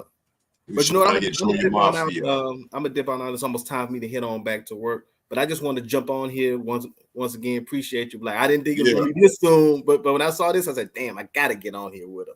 Yeah, we listen. Ain't nothing major out here in America, you know. That's true. I appreciate it, Derek. Yeah, be safe, man. Don't miss that money up. I might end up going live tonight, man. Man, I did subscribe to your channel, so hopefully the notification will pop up. So if you do go live, I'm definitely jump on. And you know, on my own shit, I'm gonna be retarded. So I'm hoping for it. I'm here for it. Shit, it's gonna be retarded. I really don't give a damn. You know, I give a damn about getting struck, but I don't give a damn about how none of these motherfuckers feel about how I feel about them. I really don't. Yeah. At this point, Derek, I hope you be ignorant, not ignorant, but ignorant. Oh, ignorant? Okay, yeah, we can do that. Yeah, we can do that. I mean, you know, hey, I just want to, you know, like I'm gonna tell you like this: between Black CEO and Big Vi, I've been able to kind of get people got to understand where I'm coming from.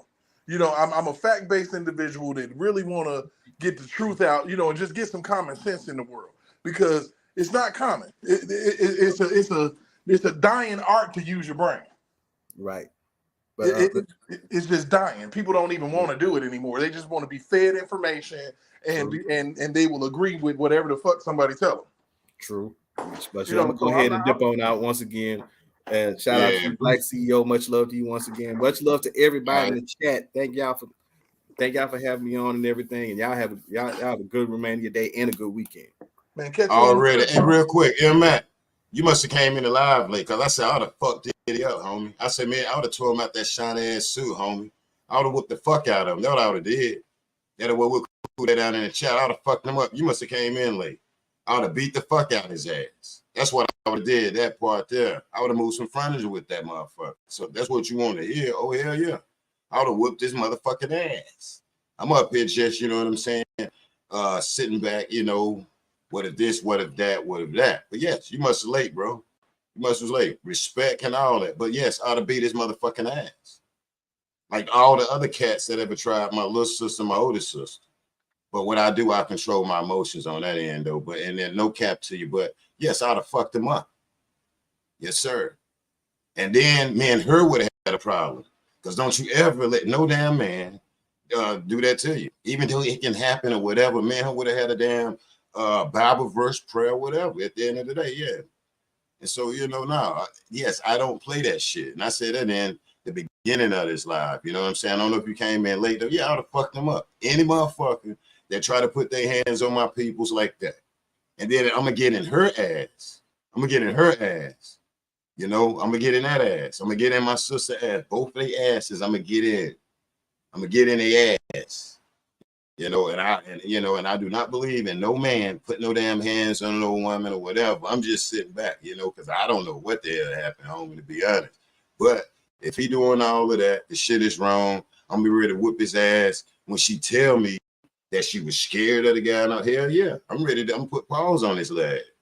Everybody up there gonna have to. Yeah, hey, dog, just say he went up there, got the bad boy, they beat the hell out of Black. He passed. Put my name in the damn newspaper as a hero. A lot of brothers don't want to do that. But hell yeah. I'm whipping their ass.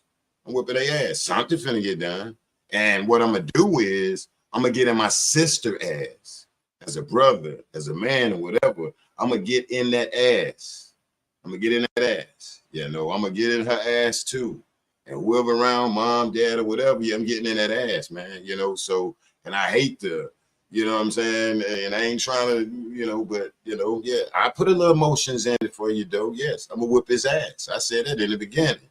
And like I said, you know, with respect to the brother R.Kelly, how they letting this guy ride around allegedly Chicago? People would come in here, man, I'm from Chicago. He been in. So y'all let R.Kelly allegedly ride around with goddamn babies in a car, picking up and don't do nothing. Come on, Chicago. That's what I was telling them. Like, come on with that. You're supposed to whip his ass. Ain't no man finna ride around our shit in this city picking up Mac baby, Jacqueline baby, and we just know him. And then when he get online, he been doing it. Man, what the fuck was y'all at? You better whip his ass, and that's gonna happen around here. Guys gonna got broke the hell up out here in this city for doing stuff like that, cheating on guys' sisters. Seen a dude go and cheat on, what was it, the girl, get two twins by a lady. The brothers beat the hell out of him. I mean, this guy is like this, like he got neurological problems. So, but no, he wouldn't walk around here with that. But I would have a problem with Diddy and my sister. You know what I'm saying? Because nah, don't sit there and wait. I don't want no lady to be in no mental prison. I should say that. Well, like I feel I can't. No, that pisses me off right there. To see a lady in like a mental prison because of some guy or whatever like that, and let alone one of my female family members, no, but we got what you call a fighting family. We damn, you know, we subject to start brawling your ass, the women, the guys, and everybody. You know, we're a big family, so we subject to take your damn balls. So, but I'm too old for that though. But yes, yeah, did it? Yes, he would have to see some damn body. I mean, something. Call the police for the people that say call the police. To some people, get a lawyer, whatever. But now, man, he all that shit. I'm gonna be mad as hell at my sister and hurt, and I'm gonna be ready to take this guy balls on the real though, Mr. Diddy or whoever. And I ain't saying Diddy guilty, R.Kelly and all that. I don't know. I'm like Nazir. We wasn't there. See us over here in the chat, all of us, y'all. We wasn't there. We just trying to figure it out. But yeah, on that note to the homie though, hell yeah, I'll be ready to whoop this guy ass. So that what you want to hear? Yeah, it is. We ready to whoop his ass. You know, because you know, and then especially if you got a female in that mind frame. I mean, like Nick, the young lady that came up said that motherfucker pulled her in a alley. Nick said that this guy made her feel like he can whoop the world. And then us guys like that, you know, see where you got these guys making the ladies feel like that. And I like to ask him, did he whoop somebody's ass at the gas station? When the last time you seen him whoop somebody's ass? Because in the house, he all doing this and that. He ain't fighting nobody at the food line, the Walmart, the Targets. He go to work around all these men. And that's what I like to tell the ladies. He ain't whooping nobody's ass. And so I try to talk to him on that and let him know that this guy is not stupid. He's just an asshole out here, or woman beater, or whatever term that a lady want to put, you know what I'm saying, putting that fear in a female. But no, his ass ain't out here fighting. If he was that crazy, or the way these men make him, now you have some few that's out here that can be off the chain.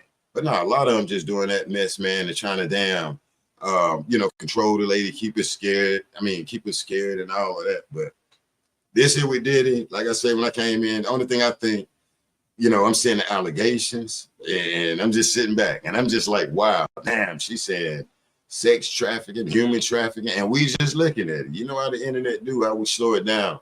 But no, I'm for her if this guy jumped on her, and I'm for Diddy if she's wrong. But I'm sitting back with my popcorn and crunching much at the end of the day. And we just, hey, honestly asking. And I will tell people, ask people, you know, for us to watch our emotions though, because, you know, as brothers and sisters, man, I ain't gonna say we, you know, we shit, all of us, we almost traumatized and stuff out here in America, you know, marches and you know, we seen stuff, and then justice haven't been served. And we're gonna see good, we're gonna see the bad. Duke Lacrosse, that black girl went down there, you know, not far from me down there, and Duke said them guys did it. Couldn't find out it didn't. So damn, don't embarrass me like that, girl.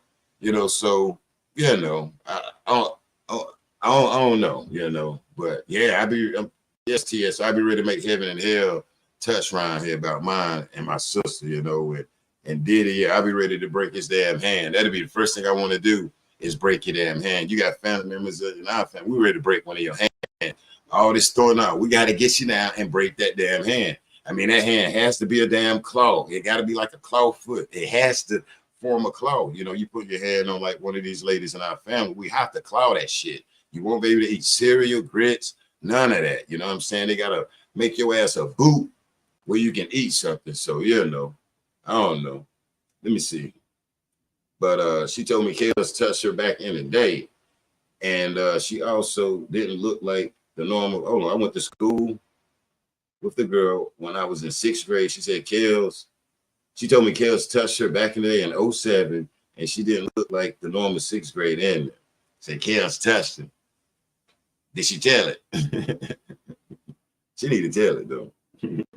She need to tell it. She should have told it, but yeah, no. I mean, hell, I hear stories. People say he did this, he did that, he did this, and that's why I said when I started this live, y'all, it's like, man, we got to talk to our daughters, our nieces, you know, the ladies, you know, let them know, man. We got to let them know. You got to let them know. And that right there is, to me, seem like it's so far gone. And that's love. Hell, that's love. You showing love. Tell them, you know, man, love. Hell no, I show my daughter love. My grandbaby and all of that, bro. That's me, you know, and I do know that, you know, you have families out here that, you know, ain't into that. You got dads, you got moms or whatever, where they scared to express showing love, because I don't want her ass to wind up in New York with Diddy, all beautiful, not understanding how the game go. I prefer to be like Beyonce mom, Beyonce dad, but Beyonce daddy got busy. He went in there. I'm gonna holler at y'all or whatever. But how Beyonce mom, and when Beyonce mom, man, let me see, when they up there, the mom said when one had to go to the bathroom, everybody went to the bathroom. The mom standing there outside the stalls as they was trying to make it. They say Beyonce mom didn't play that. That's me, you know. And when my kid get there, I don't want you around there. It's a damn problem. And so we can just, definitely safe fences been our kid life where we can keep that communication open. Talk about a lot of stuff we don't like to talk kind of ease it in there when they're young without coming up with just graphic stuff, letting them know so they can grow into it. So when that shit come, he or she won't get too happy. It's a little boy, or it's a girl, whatever. That way they can stay level mind, and we still can have some type of family or fatherly or family like control by talking to. Because we got that baby to keep control over our kids. Let them be whatever it is. But we can't these days. We can't just get out here and just let them just roll. And we not have no type of control. My grandmother had control over me. My mom had control over me. My sisters or whatever. I mean, at the end of the day, it is what it is. And I like it and we need it. I don't want to be around here saying, fuck that. But that's like when Cassidy, and many other girls and boys, go to the music industry, the damn movie industry. These parents rushing them in there, I guess, or whatever. But we have to have that conversation with them. I'm going to say damn about sex, boyfriends, girlfriend. I know I did with my daughter, rise to school. You got all your life for a boyfriend. Please don't get a boyfriend in high school. Hell yeah. My daughter went through school and high school without getting a boyfriend. I was so damn glad, y'all. But man, I had a relationship like that. Every morning, Chick-fil-A. We went to Chick-fil-A almost from middle school to high school till she got out. Never rode a school bus. And I constantly tell her, you're gonna see your homegirls with boyfriends. You're gonna see them sad some days, and she gonna be angry at them. She'll come on, Daddy, my friend, she was mad at her boyfriend. Right?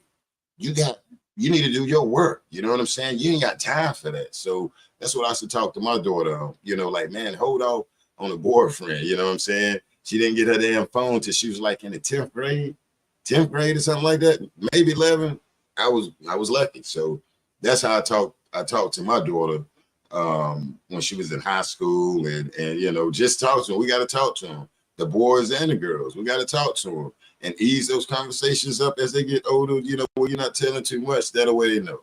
And I love to hear my daughter come back and say that she broke up with a guy, and she remember what I said. Yeah, I love that. She be like, "Can I remember what you said, Dad?" And I be, yeah. And if you tell me I'm going to New York, I'm going with you, okay? You talking to P.Diddy or whatever? Okay. Well, let me tell you about them. These people right here, parties, they have women, it be sex and all. Hell yeah, I'm telling the truth. And the contracts and whatever, I'll be honest with them. So when they do say fences get out here and want to go to Hollywood, want to,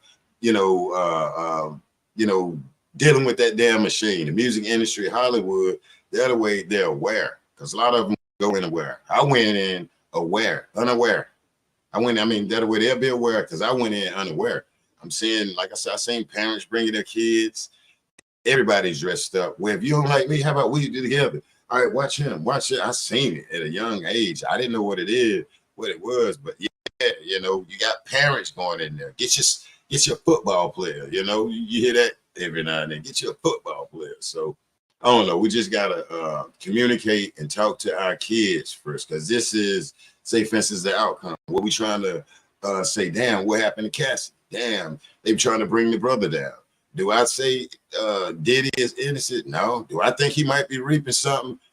Could be. I can see this artist on TV saying, yo, man, he ain't give us our money, whoop de whoop. That shit is wrong. I can call it. I don't know anything about Cassidy, that one song or whatever.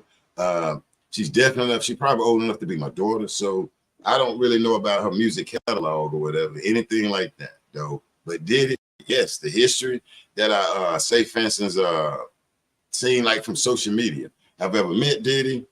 Yeah, I seen him. I didn't meet him personally. He probably from here, maybe 20 feet away from me. Him and Biggie. That's the farthest I got to P. Diddy when he came here to North Carolina representing our projects. So when he said that, he called out our project. Yo, so I thought it was cool. But my thing is, though, we have to teach the kids. We can't stop teaching the kids. We can't be worried about your mom. Sit down, man. We have to teach the damn kids. We have to spoil them with knowledge and love. And it's up to us, the hip kind of guy, where they want to be in life, listen to them just by asking where you want to be in life, what you want to do. Airplane pilot, okay, if you can at a young age, help them to be whatever they need to be. And we got to educate our girls, the babies, you know what I'm saying, about if they want to go to Hollywood. My daughter wanted to go to Hollywood, London, and New York. And it scared the shit out of me saying that at the age of 5. I want to make clothes, daddy, and go. No, I had to tell her how them people are and let her know she's a beautiful girl. She's a beautiful girl, and make examples off of TV. And so that's how I try to do it, though. But no, you gotta we gotta take up for our sisters and we gotta take up for our brothers. You know what I'm saying? Do I think Diddy did this to her? I don't know. Like I said in the beginning, and I just got this little CNN thing up right here where, yeah, I don't know. But I'm looking at the accusations and I'm like, ooh, do I think they're gonna take his balls? Yeah. Okay. This guy done went and gave up the Masters. It's been 30 years, like the guy R.Kelly over there. You know, it hit 30 years and all this drama came. And so some people gonna speculate and say these 30 years is up with Diddy, you know what I'm saying, when you count. And, you know, when it's time for him to get his masters or royalties or however it goes with him being, say, for instance, a record label owner. So I don't know if that played a part. Do I think this guy's just innocent? Hell no. Like I say, I don't care for what the guy did to like Biggie and whoever else, however, though. Real quick before I get out of here, I got Nick finna come up here. What's up, Nick? Hey, Black. Mm-hmm. Yeah, before you left, I did want to say something. I just wanted to thank everybody on behalf of Black CEO Media. Oh, okay. Those in the on the panel, you know, for their different perspectives that, you know, really, Yeah. it was really interesting to hear different opinions. Yeah. You know, you had me talking from a victim point of view where I was Mm-hmm. afraid. You had PM Channel talking from a strong woman's perspective where she Yeah. can't see, you know, that happening. You know, that ain't happening with her. And then you had Mm-hmm. Jalen from a perspective where it's like, okay, everybody is different. And then you had, you know, it was just different perspectives on things. And that really made it interesting. Um, Even the chat, you know, it was Mm-hmm. raw emotion. It was raw emotion. Yeah. It's And like that. it was it was really interesting to see. And you know, I I normally, I'll talk to you later and stuff like that. But Mm-hmm. I did want to address one thing that Okay. it got me heated. It had me heated. Uh-oh. And You say I'm going who? to be cool, you know, but I saw someone refer, I'm not sure who they were talking about. I don't know if they were talking about you. I don't know if they were talking about, Mm. one of the guys on the panel. I don't know. Mm-hmm. I have no qualms with how you feel about people on the panel. I really don't. Mm-hmm. You know, I just make sure, I want everybody to be respectful at the end of the day. Mm-hmm. Yeah. But if you're talking about Black CEO when you refer to somebody as a misogynist, you better watch yourself. You better go Mm-hmm. somewhere else with that because I don't like that. I don't like it. And like we say, don't let your emotions get the best of you. If they do get the best of you, go ahead and click off. Click up. Go ahead and leave because that right there, I'm not feeling that. I'm not feeling it. So hopefully that remark was not about you. Mm-hmm. Hopefully, it's about one of the guys on the panel. Okay, I feel you. Because there was some things that was said from other perspectives that I was just like, oh, really, But we're not gonna go in on Black. We're not gonna do that. And I know you don't like No. to. I know you don't like to hear people say, what we're not gonna do. Yeah. But yeah, I mean this one. We're not gonna do that. If you felt some kind of way, then you have the power over your hands to click up out of there. Oh, okay. So that's all I wanted to say. Not trying to be disrespectful to you or nobody else, but here in the Lion's Den, we at the end of the day can have differences of opinion and still be a Great. family. We still can function as a family. So with that being said, I'm gonna go ahead and get down and I'm gonna continue to Ooh. turn off. Well, Queen, I appreciate it. And, watch your emotions. We out here, I said we out here in the real world. And you're right, you know, we just chilling. And people have the option here to click out. You know what I'm saying? It ain't nothing but P. Diddy and kid what's that, Cassie? Entertainment news. Right. That's Ain't it. nothing but entertainment news and That's it. YouTube, social media. That's all. Questioning whether you are, you know, true to your support with, you know, Shanquilla and misogynist and all this stuff, you know. Wait a minute, Like I I know that said, ain't what nobody said. They don't. yeah, You hit it the was wrong something place to with the that fact shit. that how can y'all Will ain't got nothing to do with this. yeah, it was right. It was something to that effect. How can you believe Mhm. this person, you know, supports Shanquilla if, you know, with this misogynist, you know, or something like that, you know, and I was trying to Quilla on figure video getting the shit beat out of her. Quilla, yeah, you right. get what I'm That saying? is a totally Maybe they different don't know what the hell they talking about because Quilla on the video getting a hit, shit whipped out of her. No paperwork. We were trying to figure out. right, No, Quilla getting whipped. right. This Cassidy whole filing subject, paperwork. this whole subject was nothing in regards to Shanquilla. It really wasn't. You know, you do a whole segment on her by herself. You don't mix the two, you know, that's just something that's separate. And Oh, I just did not, I was trying to figure out, you know, I was just trying to figure out because from my, you know, from my point of view, because I know all of you, you know, I know all the guys. And I'm thinking to mm-hmm. myself, I have only seen Black talking, you know, about this online, you know, as far as the people on the panel. Preach. So hopefully, you know, I don't know if the emotions got the best. Hopefully they were not referring to you because if so, like I said, you have control over that finger or whatever you use, and you can move on. You Oh, know, well, the at the chat end of saying that it the day, wasn't you about have Black.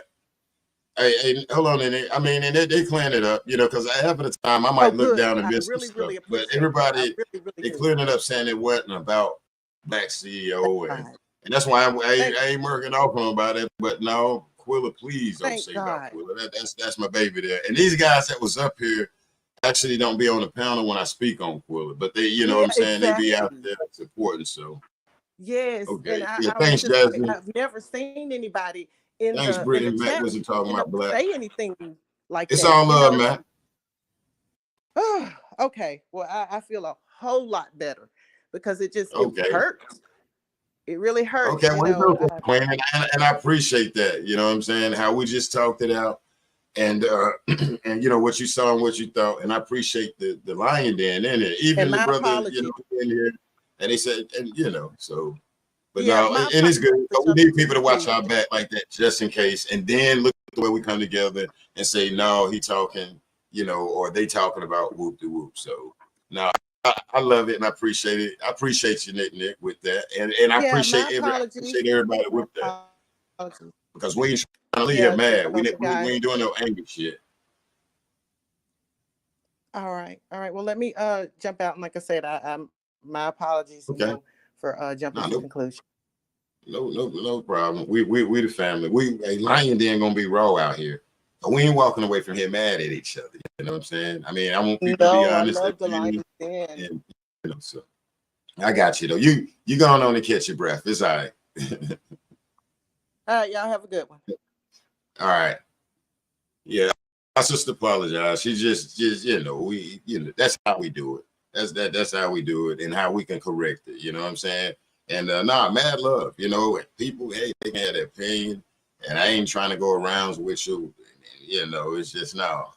I'm gonna work off and just say however whoop de whoop. But now, at the end of the day, it ain't nothing but love because that way over here, you know, we grown, we lions, and we have to roar. And I love the opinions, like how the sisters came on that earlier, and one had that opinion and the other one had it. I just had to figure out to keep everybody emotions down, you know, because my team like let it roll, bro, let that roll. So, but yeah, ain't nothing but one love out here in America, though.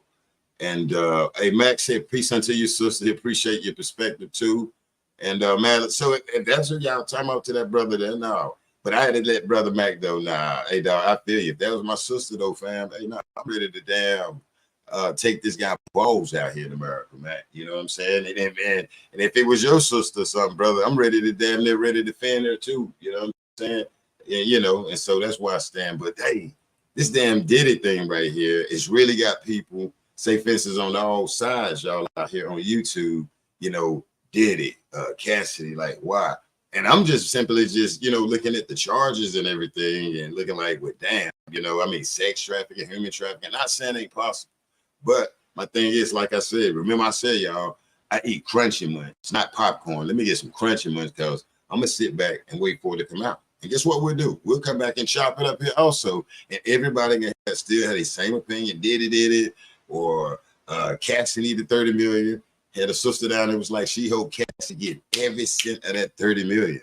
And I'm up here just rolling it inside. You know what I'm saying? Because hell, I feel it. And then what's the other queen? It was like, I hope Diddy get I hope he get all his money back. So that's how we do it though. But I appreciate Nick coming up here, and then we got it right. And I appreciate the apology and everything. And our sister, she don't start mess or anything like that. Nick don't. And you know, so but other than that though, man, I had fun with everybody. I had fun with everybody out here and in America. And what's that lady name? I'm like her. It's time to get the grandbaby out the wild out here on this Friday out here in a damn America. What you say? Every red last penny, Precious Melda. And I salute Precious Melda, Derek. Who else? Damn, J-Rock, Jalen. And I think that's all that came up here. Marie. And it was, what's that other young lady try to come through? Jahara. So Jahara, if you're out here, I wrote your name down. And I know you had tried to come in on the backside. That way you can come up here. But Jahara, I wish you could have came up. It said your device was not connected. So next time we go live, feel free to hit that link. That way I can bring you up. We can hear what you got to say out here in America. Kim to say, Black, we old school. Cracker Jacks with the toy in the box. Yeah, I want the toys. You know, I might can get a little damn, what's that? The little magnifying glass out of there. That way I can take my shades off. You know what I'm saying? Being cool. I'm trying to be semi-cool right here, right now. Though. Semi. All right. I guess we're getting ready to get up out of here for lunch, though. But I salute everybody. Definitely the brother right there, Matt. You know what I'm saying? M. Matt. Alicia, Precious, Jazzy, Sabrina, Kendall. What's that? Matt, M. Matt, Betty Yellow, to the moderators. Appreciate it. Dixie Dust. Say they knew. Welcome, Dixie Dust. Brett Black, breaking news. NYPD is investigating Diddy for separate SA case per TMZ. Damn. NYPD. Yeah, it's about to come down. So we'll sit back and watch now. Like I say now, he should have gave them people their royalties long time ago. And I don't know. I'm just speaking on the little stuff that I kind of heard. Diddy mom. I mean, not Diddy mom, but Biggie mom. Damn, look out for him.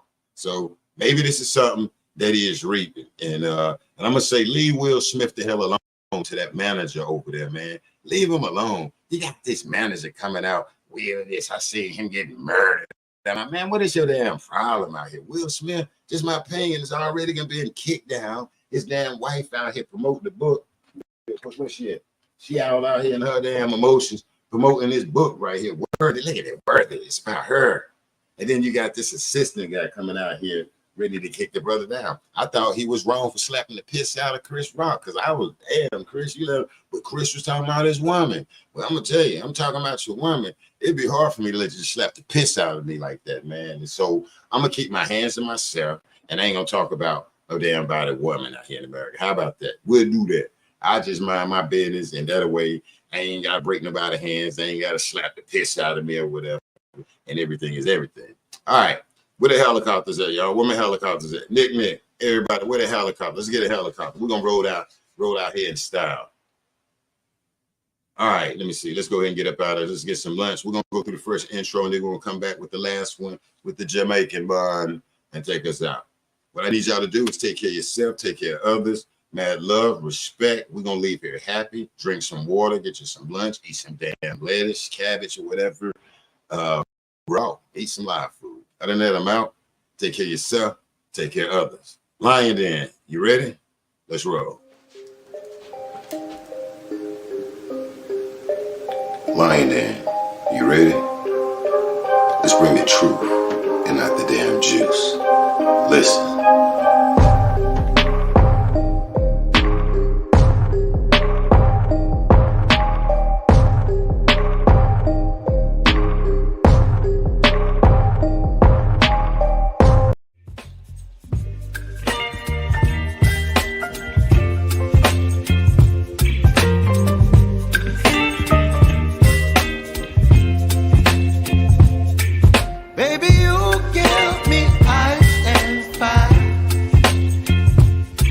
giving me wind and rain. You're some kind of butterfly. Baby, you give me midnight. You whip up my appetite. Don't leave me here high and dry. Oh, I don't wanna jinx it, baby. Can't feel myself at the spine. That's yeah. Don't wanna overthink it, baby. It's just treat your body and mine. Baby, you give me ice and fire. You're giving me wind and rain. You're some kind of butterfly. Thanks, baby. Baby, you give me midnight. You whip up my appetite. Don't leave me here high and dry.